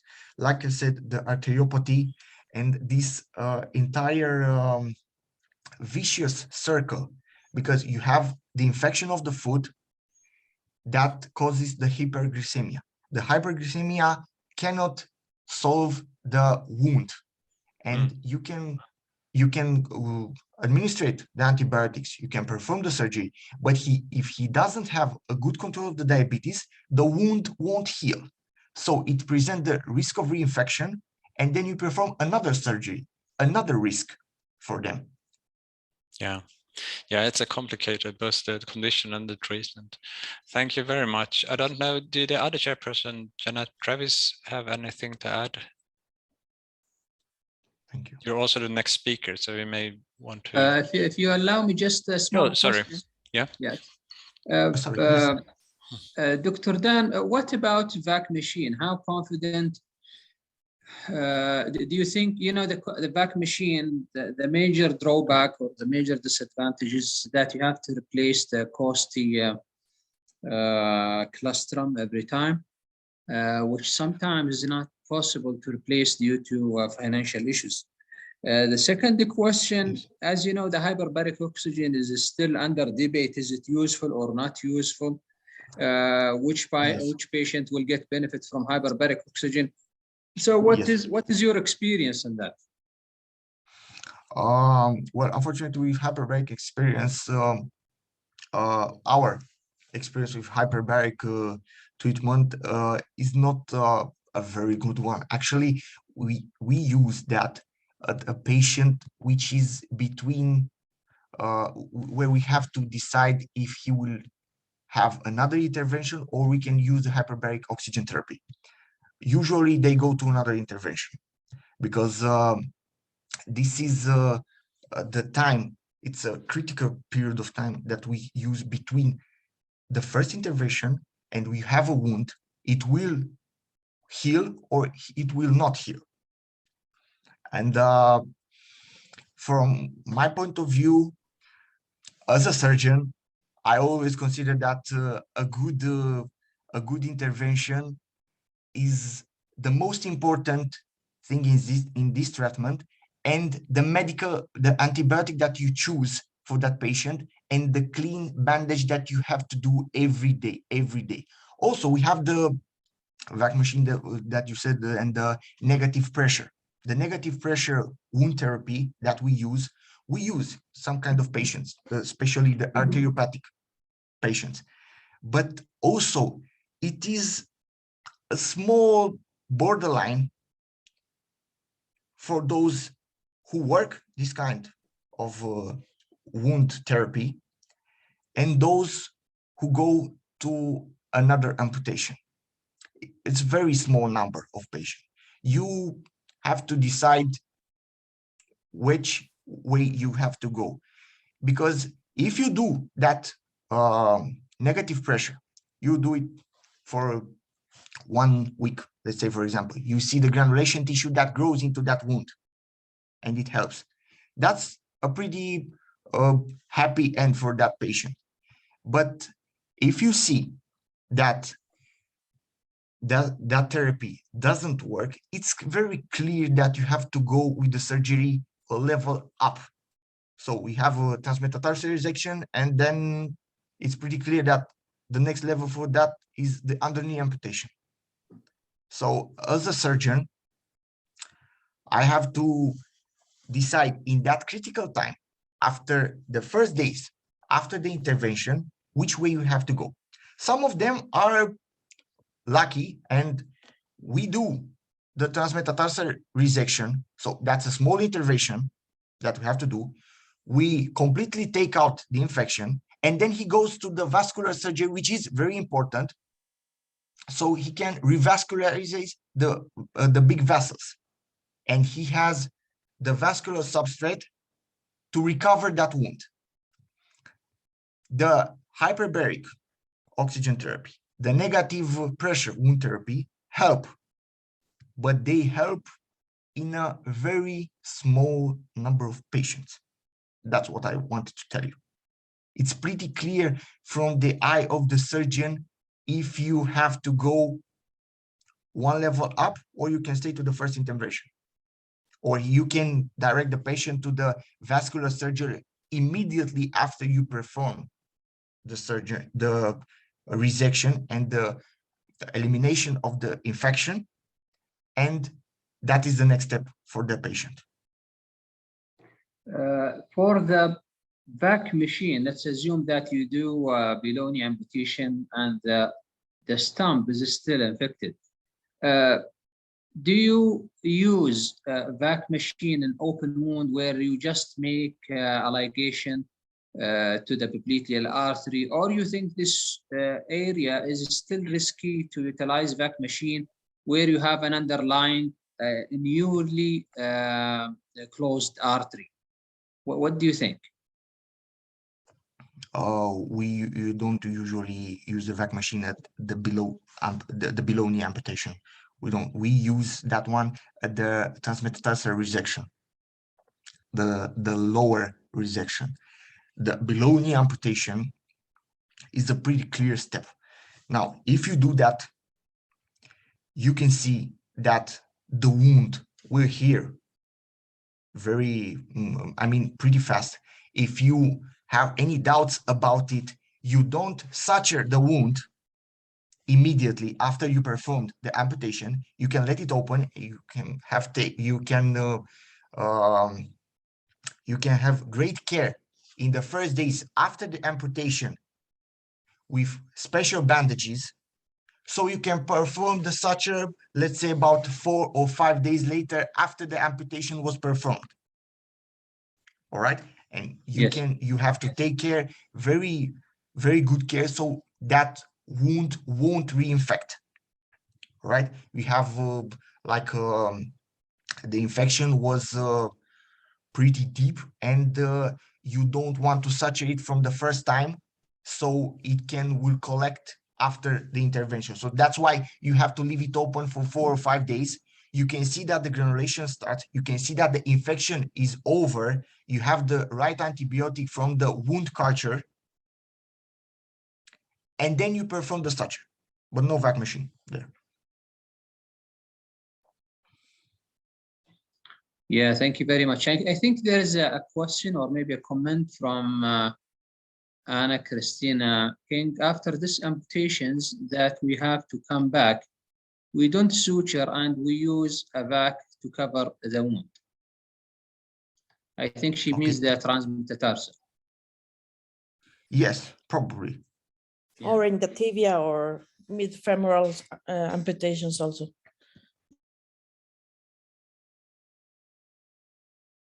I didn't understand what Anna Cristina said. She's saying the tibia and transmetatarsal amputation. Okay. Yes, Yeah, we is use that it what for you mean, transmetatarsus. Anna? Yes, yes. In these patients that we had to come back because maybe there's an infection or something, we usually do not close the wound and we leave a back therapy, and that has helped us a lot since it controls the exudate and also it helps us granulate and control the infection. This is below knee amputation, you mean, or the transmetatarsal? Yes, below knee amputation and sometimes in the femoral amputations. No, but the argument between me and Dr. Dan that is it safe enough to use vac machine and the stump of the below knee amputation, where fresh one, of course, where you just like gave the artery 2 or 3 days before. Is that fine? Is it safe enough? Yes, we use it. We sometimes amputate and immediately put the back on, and we hadn't had any problems. Okay, so I assume so. Although personally speaking, I think I would say I must be careful and do some precaution and put in my mind that I will put, let's say, some muscular tissue above the artery just to separate the artery from the suction itself. I would do that during surgery as a precaution in case that I consider that I may use vac machine postoperative in a few days. Do we agree on this, Anna? Is this what you mean exactly, or you have a different option? Yes, when you do the amputation, you have to make sure that the artery is well closed and that the artery is not in contact with the sponge. But you can use it immediately after the amputation. I see. Yeah, I agree on this. Yes, I agree. Absolutely. Yeah. Mr. Chairman, any question? No, I have no further question. I know Jeanette Travis is a chairperson too. Do you have any questions?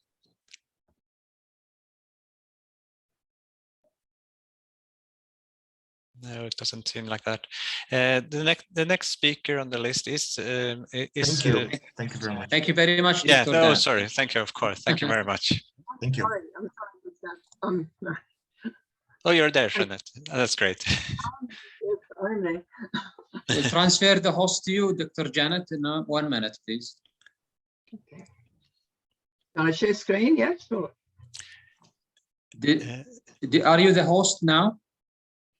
Beg your pardon? Are you the Yes, host? if you want me to be the host, I will be the host, yes. Yeah, you can be the host so that you can share your screen. Oh, okay. So do I do my presentation now?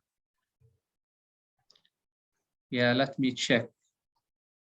Okay, we'll transfer to you in a minute, 1 minute. Okay. Okay, you are the host now, Dr. Janet. You can go ahead. Share screen? Yes, Share please. your screen. Okay. Right, now, where are we? Okay. If you allow me, just Dr. Janet, just to introduce you. I know it's 11 p.m. now in Australia. I'm really sorry that It's actually 40 to 12. It's 11:45. it is too late. I'm really sorry for that. I couldn't recognize that Australia is that far. I thought it's only 6 hours time, but I'm really sorry. Dr. Dorothy, she is from Macquarie, if I'm saying it right, University. I know. Yeah, I'm actually from, I'm a PhD. I've finished my PhD and I gained that from Southern Cross University in Lismore. I did my master's at Macquarie University in Sydney. Yes, and I've been working in a pathology lab in microbiology, from which I'm now retired. Thank you very much. Go ahead. Okay, so you can hear me now? Yes, but we need you to share your screen, please. Yes, well, okay, share screen. I have. Now, what am I going to do? Ah, here we go. Good. Okay, great. Fine. So you can't see me. How do you get to see me? You don't have to see me. You don't want to. No need to see you. The slides are enough. Right. It's okay. All right. Okay, so I will start. Yes, go ahead. Thank you. Okay, all right. So I would say start. Welcome to this presentation, which compares changes in the pre and post microbiome of diabetic foot ulcers using 3 single session debridement techniques. So chronic diabetic foot ulcers can develop following foot injury, which can result, which we've been through this tonight, but I'll reiterate it, from unprotected bare feet, ill-fitting shoes, or a variety of conditions, including Charcot foot and other foot abnormalities, and can render the feet susceptible to damage. And ulcers are often associated with comorbidities, as we've also heard, including peripheral neuropathy, ischemia, peripheral arterial disease, rendering foot damage painless with bleeding suppressed. And an ulcer can develop in a few days. And ulcer healing can be challenging for both people living with diabetes and clinicians. And amputations are often the outcome. Let's bring this down here a bit. Okay. As ulcers become chronically infected, damage to tissue inhibits healing with the risk of systemic involvement. Amputation is clinically indicated to prevent potential life-threatening infection, and the person with the amputation is severely impacted both physically and emotionally, requiring continual health care, which can also create an added economic burden on the community. Now, this photograph was taken 5 months before this one. You can see that the amputation has healed very well, which is very fortunate for the patient. And they use negative pressure wound therapy with polyhexanide dressings over that period. And he lost his second, third, and fourth digits, and the long-term consequences would be very distressing, to say the least. Okay, now the next one. Can I get there? I think so. I'm just trying to get my, hang on, trying to get it going. All right, go into this one.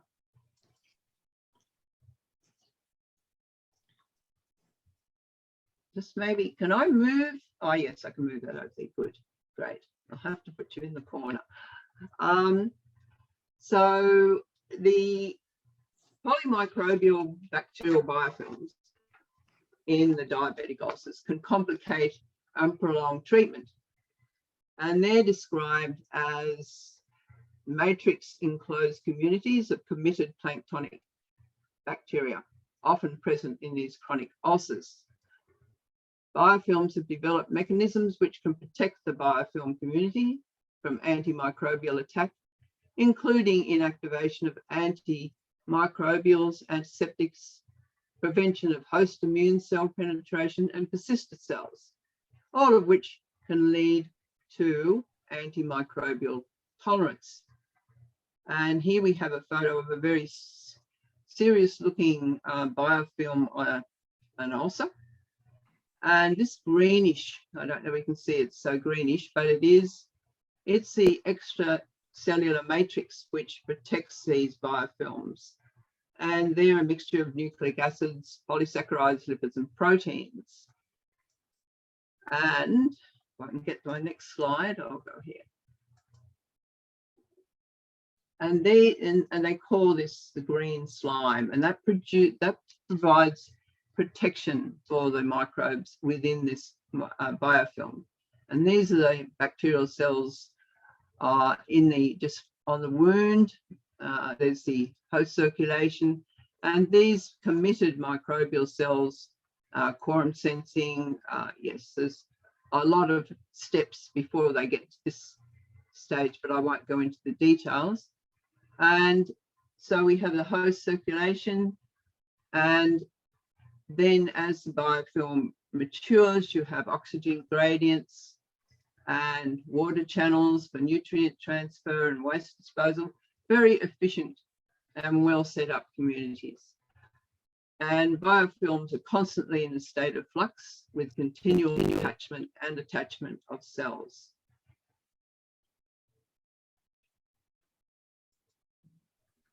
So debridement is used to remove devitalized infected tissue and the associated microbes to expose the cleaner ulcer bed. And it's a common form of treatment. However, another biofilm can form on a clean ulcer bed, as remaining microbes can form new biofilms, and therefore regular antimicrobial treatment, including debridement, is needed. And lower pathogen abundance and higher bacterial diversity in the biofilm are desirable, as high bacterial abundance is associated with poor healing outcomes, and low diversity increases the ability of a pathogen to become dominant in the biofilm, as less organisms compete for resources to survive.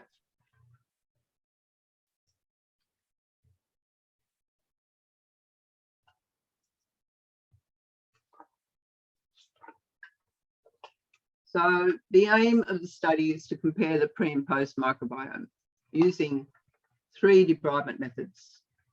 And the first being conservative sharp debridement, and it's routinely used by many health professionals, as you'd be aware. And this method utilizes a scalpel blade on a sterile saline cleansed area of the wound and to remove the necrotic and infected tissue to expose a cleaner ulcer bed. And the ultrasound debridement uses low frequency ultrasound. In this case, it was 25 kilohertz, coupled with a normal saline spray. And just bring this up a bit. Wrong way. There we go.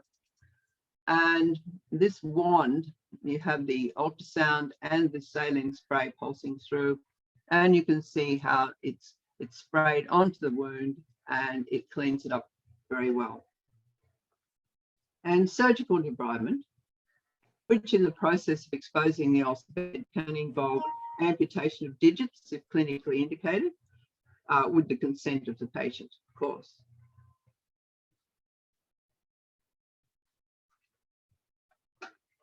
So the methods, briefly,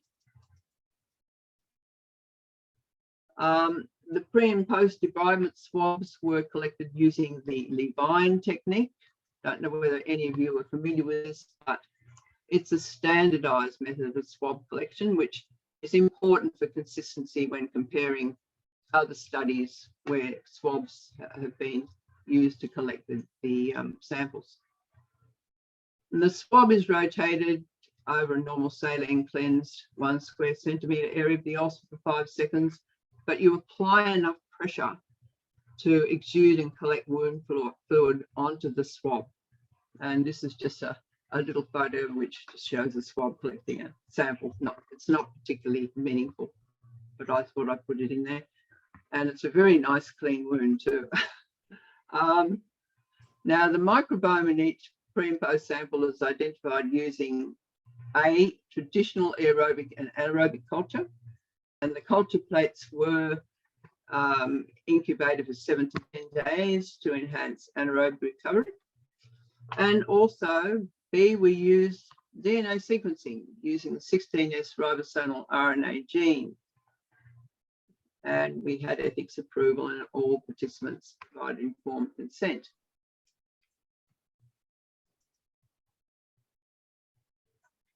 So the complete culture data set of bacteria was filtered to include 5 common pathogenic aerobic genera: staph, strep, enterococcus, chronic, and pseudomonas, and the Enterobacteriaceae family, which includes such genera as, you know, your E. coli, Proteus, Enterobacter, and also mixed anaerobes. We included mixed anaerobes as one group because we were not terribly good at isolating the individual anaerobes in the culture.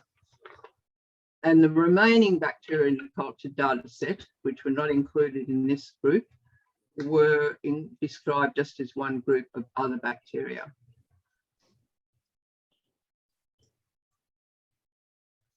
Now, the community profiling and sequence analysis was performed at the University of Queensland in Brisbane, Australia, and the complete sequence data set was filtered to include the same 6 aerobic pathogen genera, as I mentioned before, and as described for the culture data set, and included obligate anaerobic genera, Feingoldea and Anacoccus. The other bacteria were included in the analyses, but were grouped as other bacteria for illustration in the stacked graphs.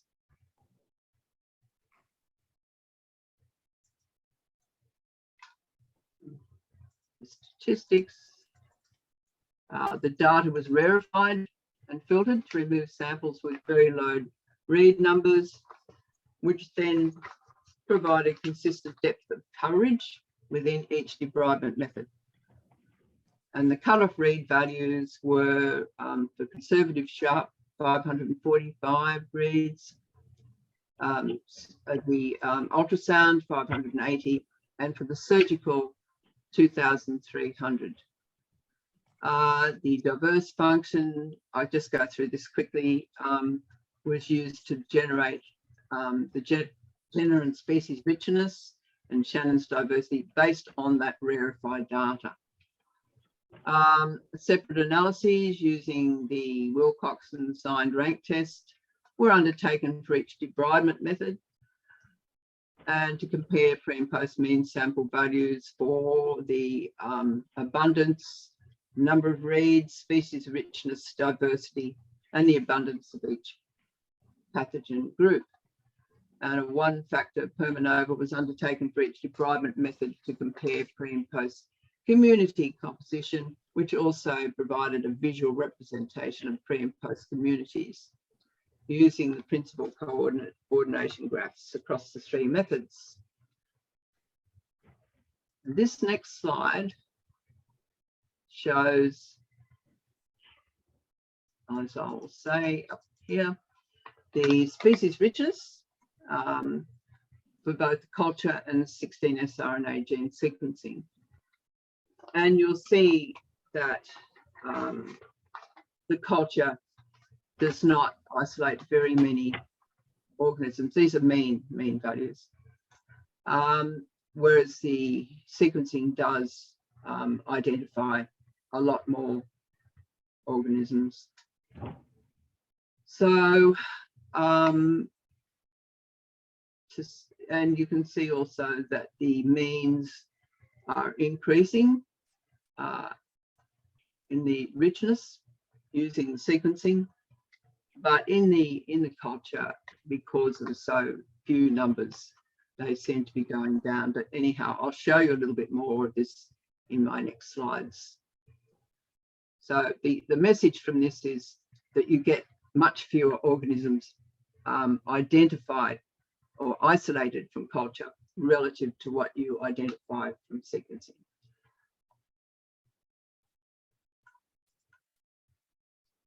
And here we have the whiskers, box and whiskers graphs, with which I suppose most of you would be familiar, but I'll quickly run through it.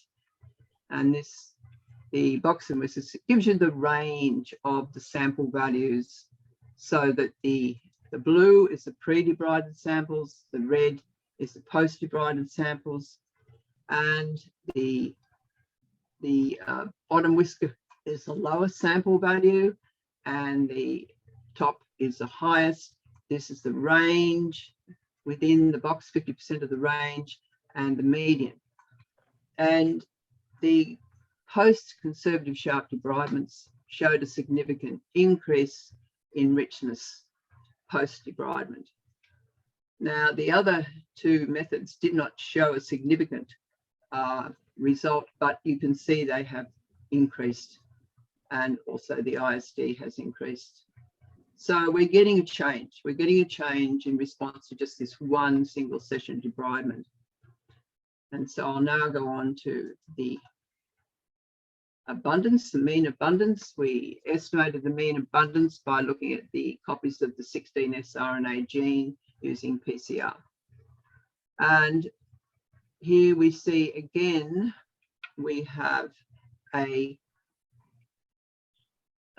increase, a decrease in the abundance, a significant decrease using the conservative sharp, and there is a decrease also using the ultrasound and also the surgical debridement. I forgot to mention too that now our numbers are no longer 7 per method. We had to reduce to 6 for the ultrasound and 5 to the intraoperative surgical, because there was one sample where the read number was below the cutoff point and 2 samples where the read number was below the cutoff point. Interesting here is that the range of the samples that were going to be surgically debrided is much higher than the range of the samples for the other 2 methods. And I would say, as you would probably agree or not with this, that the reason for the surgical, or choosing these samples to be surgically debrided, is possibly because of the increased bacterial burden on these samples, and that's quite well demonstrated in those graphs. And Shannon's diversity, and as I mentioned before, diversity is very important in these wounds, because if they do have organisms in them, we don't want them to have dominant organisms with very few organisms around. If you have a high diversity, it means you've got a lot of competition for these organisms to gain a foothold and become dominant. So with the Shannon's diversity in the conservative sharp, we had an increase, a significant increase, and also in the ultrasound, a significant increase. For the surgically debrided, we didn't have an increase, but you can see the range is still very high. So for the diversity index, and they were a very, to start with, they were a very diverse group of wounds as far as the pathogens were concerned. So now we'll have a look at the culture, and these are the stacked graphs, and you'll see that, I'll go back here again, that we have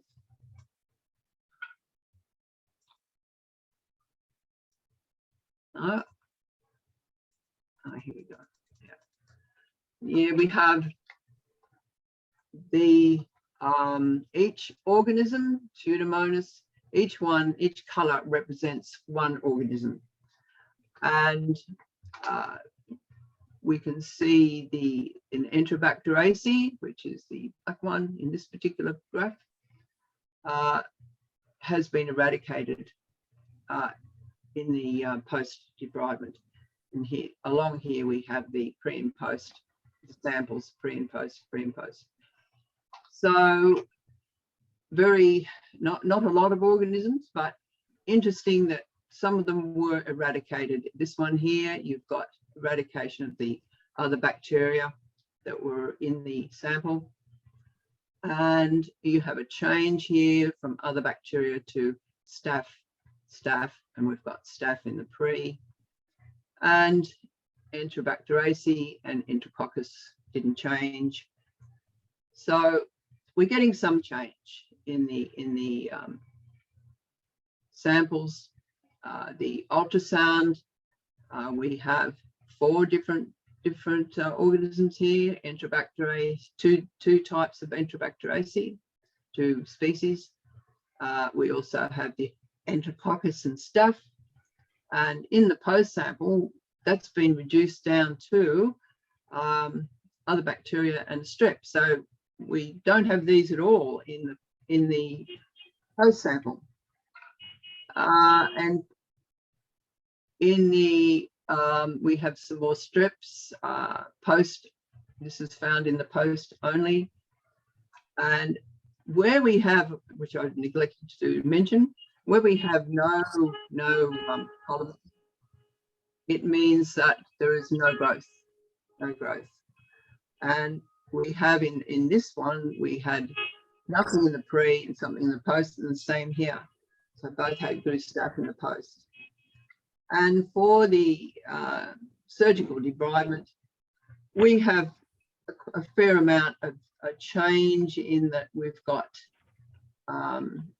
we've lost our Enterobacteriaceae, and we've eradicated those two organisms as a result of the debridement. There's nothing growing in the post.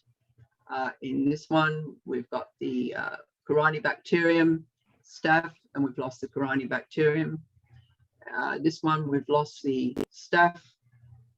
We've gained something here, but and the next one, we've lost the Staphylococcus, and here we've lost the Corynebacterium. And this one here, we actually have mixed anaerobes. We have isolated some mixed anaerobes in this particular sample, but they were eradicated, and we're just left with another staph here. So yes, the culture was interesting, and it does definitely show us something. And the majority of the laboratories use culture. There's not too many of them use the sequencing because it's far too expensive, and it's fairly labor intensive to prepare the samples. But we'll have a look at the relative abundance of the sequence samples. And we have the conservative sharp debridement. In these samples, we have very little difference. We've got Pseudomonas, Enterobacteriaceae, Streptococcus. Now, we had no Streptococcus found in the culture for the CSD samples, so that is interesting. But we've picked it up in the sequencing, and we also have had a bit of a change here. We've reduced our Enterobacteriaceae, we've reduced our Enterococcus, and here the Streptococcus is popping up here. We've got post only here. We've got another post only Streptococcus here, and I'm pointing this out because there's, I'll get to that later.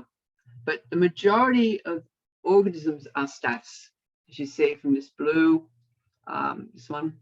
And so, and Pseudomonas in the conservative sharp.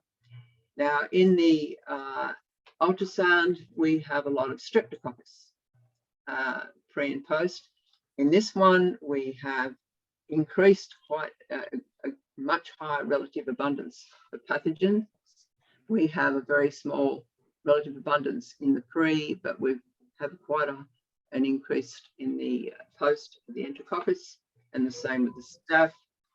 And here we've got just straight strep, apart from a very, very small relative abundance of staph in the pre, then that has disappeared in the post. And this one we have reduced quite a lot. We've got rid of the Corynebacterium and most of the Pseudomonas, and we just have a little bit of staph. So we'll look at the surgical debridement, which is probably what you're interested in. And we see we have a lot of anaerobes in the surgical debridement. I'll just show you them. So we find Goldia, Anaerococcus. And so we have increased here, we've increased our Enterobacteriaceae. We've decreased the Anaerococcus there, I'll find Goldia. And these remain fairly consistent. But again, we've got some changes, and that's the important thing to be looking at. So I will go to the next slide, which is it shows it's a really, I like this slide because it does say quite a lot about the actual presentation of how these means and standard deviation, mainly the means we're looking at, of these pathogens have decreased or increased as a result of the debridement. So you've got Staphylococcus here, that's decreased somewhat after conservative shock. It's decreased a lot after the ultrasound, and it's decreased quite significantly, say about, maybe 15% after the surgical debridement.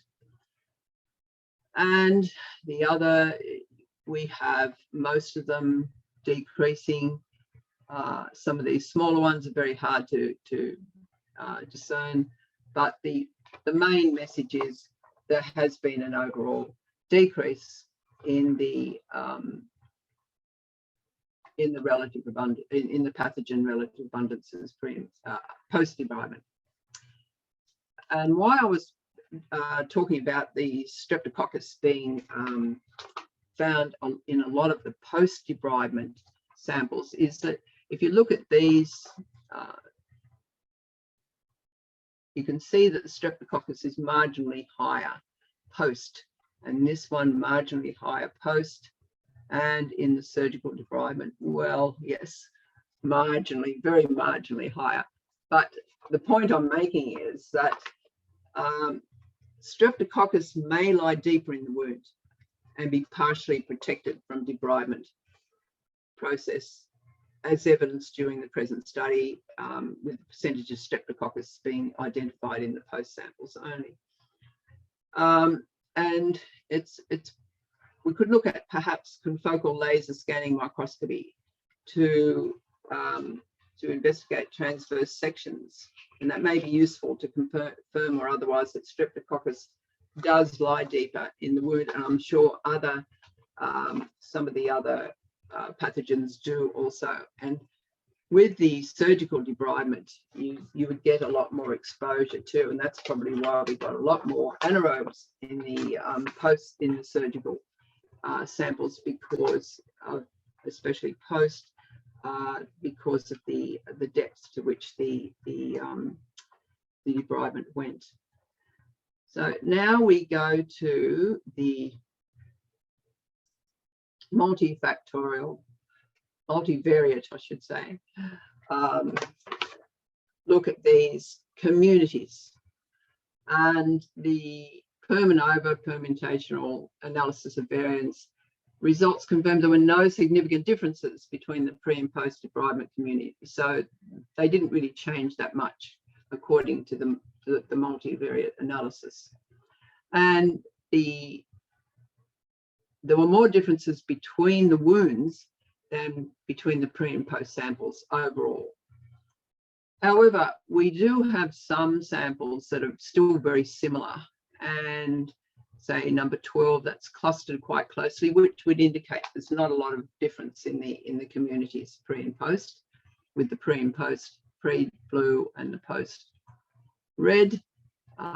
Number 8, it's a bit jumbled there, but it is number 8. And number 14, very, very closely clustered there, and 20, and number 29. So we'll have a look at the relative abundance graph again and see just how closely they do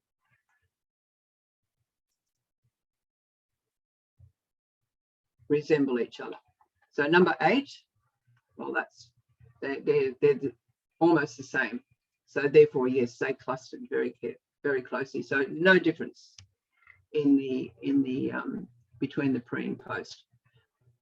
And number 12, strep and staph. We have the other bacteria, which could, mean quite a lot of bacteria within that group. And that's something I didn't mention earlier, was that with the culture, I think we had an average of 13 isolates as against well over 100 identified organisms with the sequencing. So it really does, gives a lot more information, but there are also catches to that too. So, and also now what do we look at? Number 14, and that's all strep. So that's going to cluster because there's not much difference in that. And number 20, we've got strep there, strep slightly higher relative abundance. But these other bacteria are probably very similar because it did cluster as closely as it did. And number 29, and the types of bacteria are very, well, they're the same, except the Enterobacteriaceae have increased somewhat. The Corynebacterium have decreased. We've got staph, strep, but you can understand why those two would have, the pre and post would have clustered. And the other ones, they haven't clustered closely. But as we said, there's probably more difference between the actual wounds than between the pre and post. However, interesting results. So the conclusions, we could say that there is evidence that changes have occurred in the diabetic foot ulcer microbiome across the 3 debridement methods. And a point is that previous reviews on the efficacy of debridement have focused on healing times and reductions in wound size. The change in wound bacterial burden post-debridement has not been well studied, and wound bacterial burden can be a major contributor to non-healing, as you would understand. And bacterial abundance was reduced significantly following a single session conservative sharp debridement, which supports the efficacy of this routinely used debridement method. However, overall, one single session debridement across the 3 methods did not remove the majority of bacteria, which we weren't really expecting, but we did get changes in the diversity, in the abundance, and in the richness. And a significantly higher diversity was found in post-single session conservative sharp and ultrasound. And the increased diversity indicates a destabilized pathogen-dominated microbiome.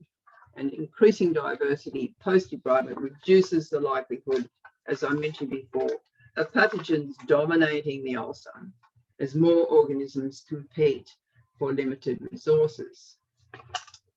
And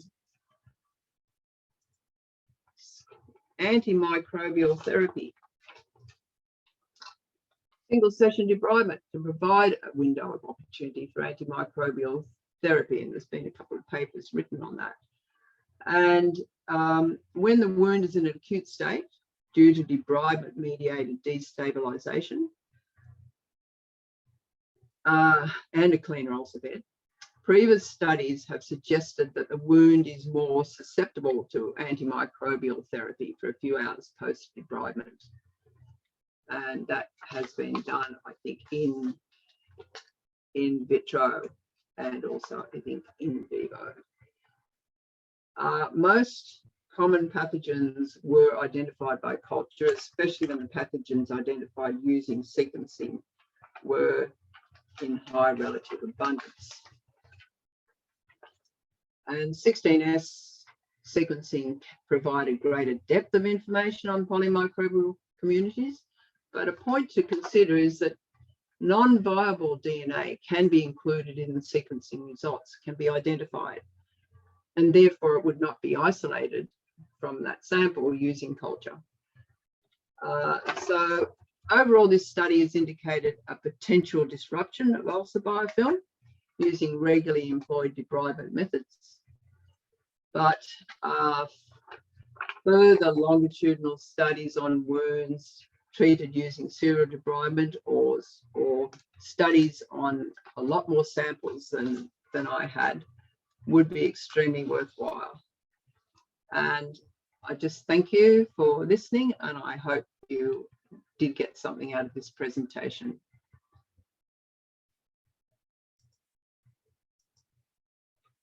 Okay, have I finished? Yes, I have. So I will end it. Thank you very much, Janet. It's really an impressive lecture. Mr. Chairman? Yes, thank you. I'm glad you enjoyed it. Yes, Dr. Gustav, any question, Mr. Chairman? No, thank you. I don't have any questions on that, but I would be happy to hear if the audience have any questions. I have a question to Janet. First of all, thank you very much, Janet. It's really impressive. You're welcome. Thank you very much. And this article, actually, as you know, we are surgeons. We rely too much on the tissue biopsy, and especially if there are negative microbes. So, what do you think? Is there any what you can say that agreement that our way is acceptable, or is there, as you say, that sampling technique could be could give same results? So what do you think? What is your advice for the surgeons?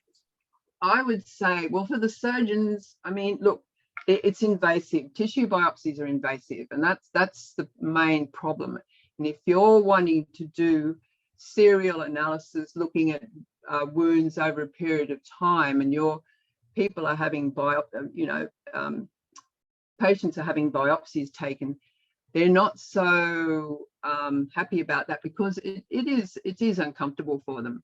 So the swabs are a much they're not invasive, and you can do your serial analyses on them. Like you can take a few swabs from, especially outpatients. I'm talking about more about outpatients, but they're quite happy to come and have their wound swab, because there's no discomfort.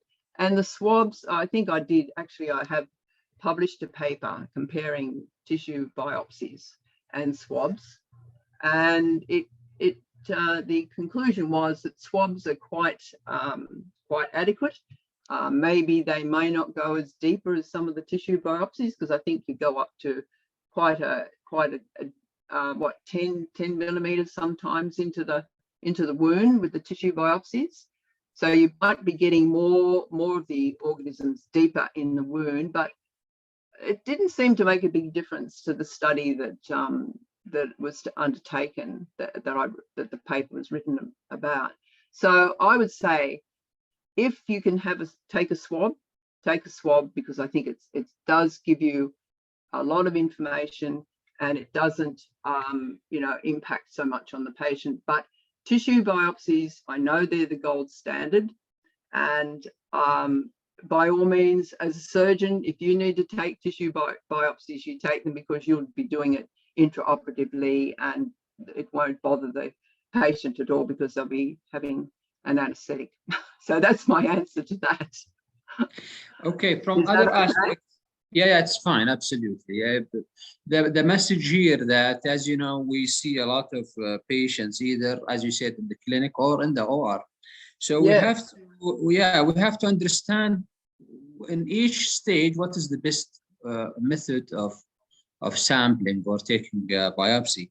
But let's go around and say that, as you know, sometimes during surgery or sometimes in the clinic, once you squeeze the wound, there is pus coming.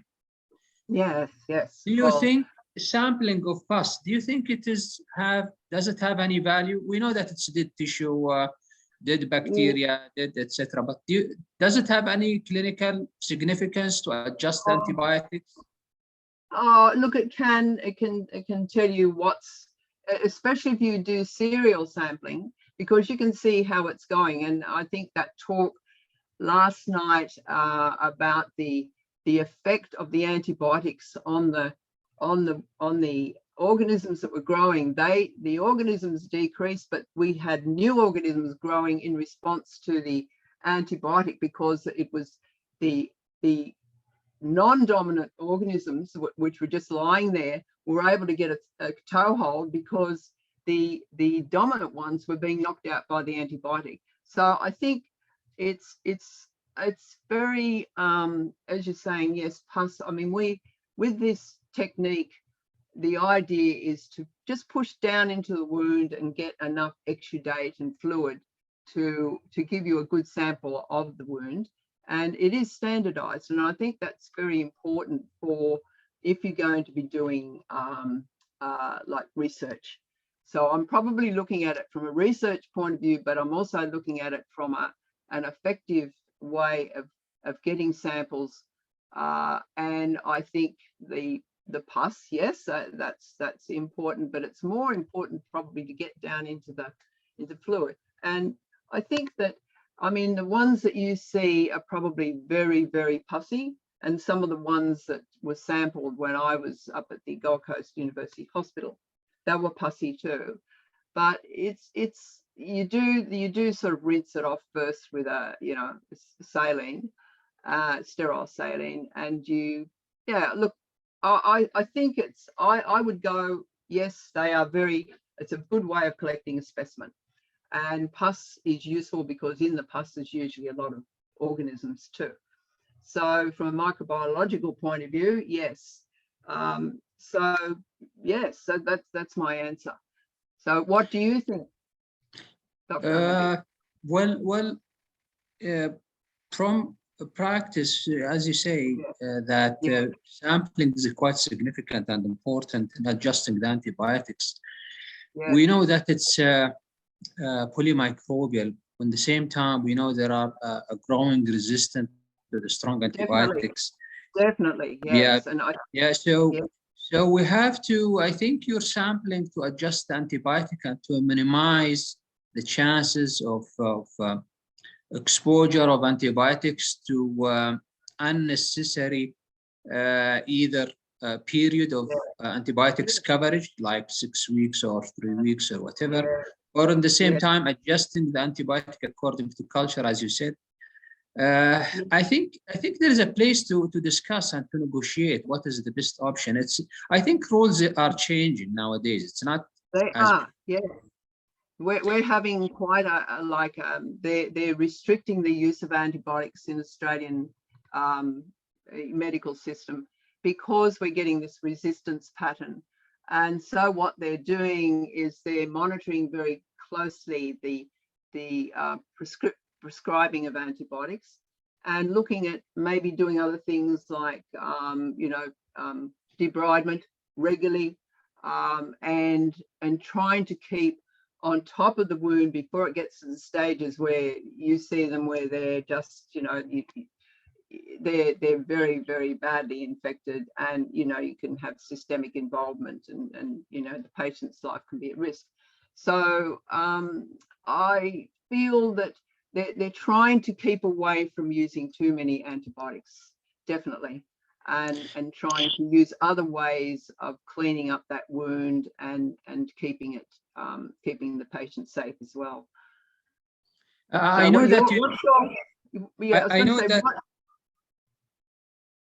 I know that from your study you did, RNA study, but do you think can we have the same result by doing just simple culture sensitivity as regularly we do? Look, the advantage of culture is that you get your sensitivity pretty well straight away, whereas with the sequencing, you would have to be doing whole genome sequencing to get your sensitivities. So the genetic sequencing is probably going to go, we're probably going to go that way in the future, but at the moment it's far too expensive. And there are some dedicated laboratories, I think, over in Scandinavia who do actually use the sequencing, and they are a sequencing laboratory. So all their samples do get sequenced, and they do whole genome sequencing. But I think culture is, I'm not saying anything against culture at all, because you do get your sensitivities. However, if you do perhaps have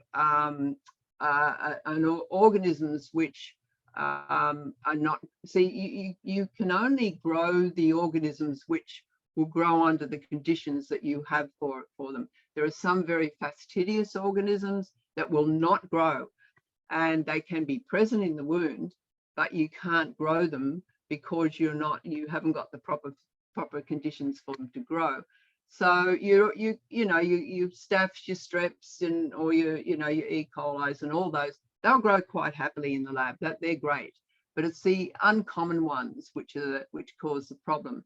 And this is where the sequencing can come into it, in that you can do your culture and you think, oh gosh, we're not getting much of a response from this. Where what's going on? It's still infected, and we're treating them as best we can with the basic antibiotics. Nothing's happening.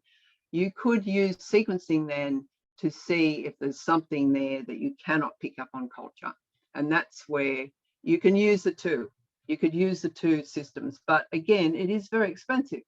But sequencing is becoming a lot more inexpensive as it's becoming more common to use. So in years to come, it will sort of the cost won't be quite so prohibitive. So there you go. I mean, stick to your culture, definitely. I mean, the laboratory where I worked, we were just doing culture. And, no, but let's go other way around. Expensive is something relative. Do you think that saving the unnecessary antibiotic use, or saving the yearly resistant, in case of getting resistant 5 years, they will have it in 15 or 20 years, saving lives that are exposed, do you think those issues can justify utilizing such an expensive, between quote unquote relative expensive technology? What do you think? Well, I'm hoping that the price of it is going to come down, because, and it has reduced somewhat just in the time I've been involved with it. Look, it's a hard one, because as I said, there are some laboratories overseas, not as far as I know, not in Australia, which are definitely just all sequencing. That's it. That's all they do. And they do whole genome sequencing, which then gives you the whole picture of the organism, because you've got the section of the organism which will tell you the resistance pattern, and therefore you've got an idea of what sort of, if you do need to use antibiotics, which antibiotics are going to be appropriate. Say if they had a beta-lactamase section in their DNA. I mean,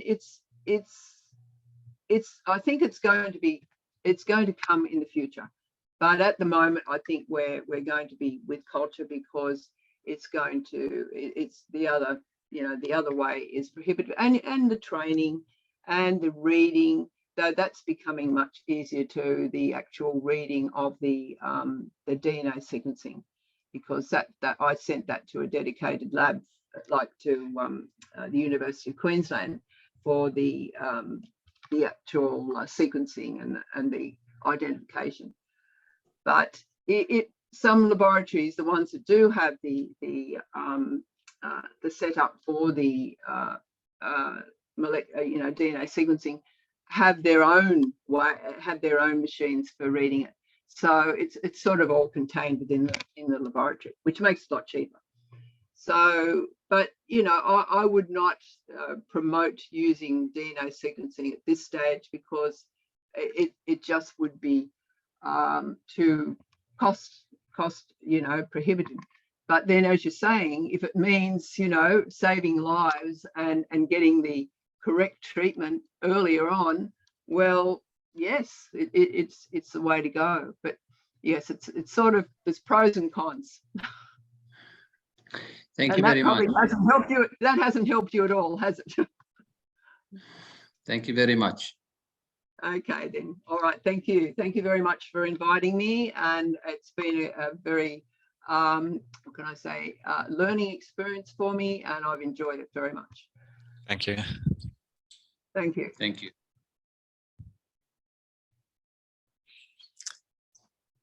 So, are there any more questions from the audience to the speakers, or comments on anything else related to this?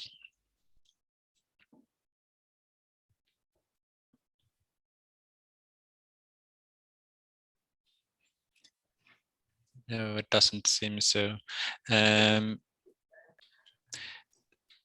Then I think we could close this session. Okay. Yeah, I think we will close the session. We will meet tomorrow, same time, 2 p.m. So thank you, Dr. Gustav, for sharing this session. Thank you, Dr. Janet, and thank you, Dr. Dan. It is really a pleasure having you today. We meet from Australia to Romania to Sweden to Saudi Arabia. Rather amazing. It's amazing, isn't it? Yeah. Yes. Thank you very much. Thank you. Pleasure. Thank you. Yeah. Thank you very much. Okay then. See you. Bye-bye. Bye. Bye. Bye. Bye. Bye.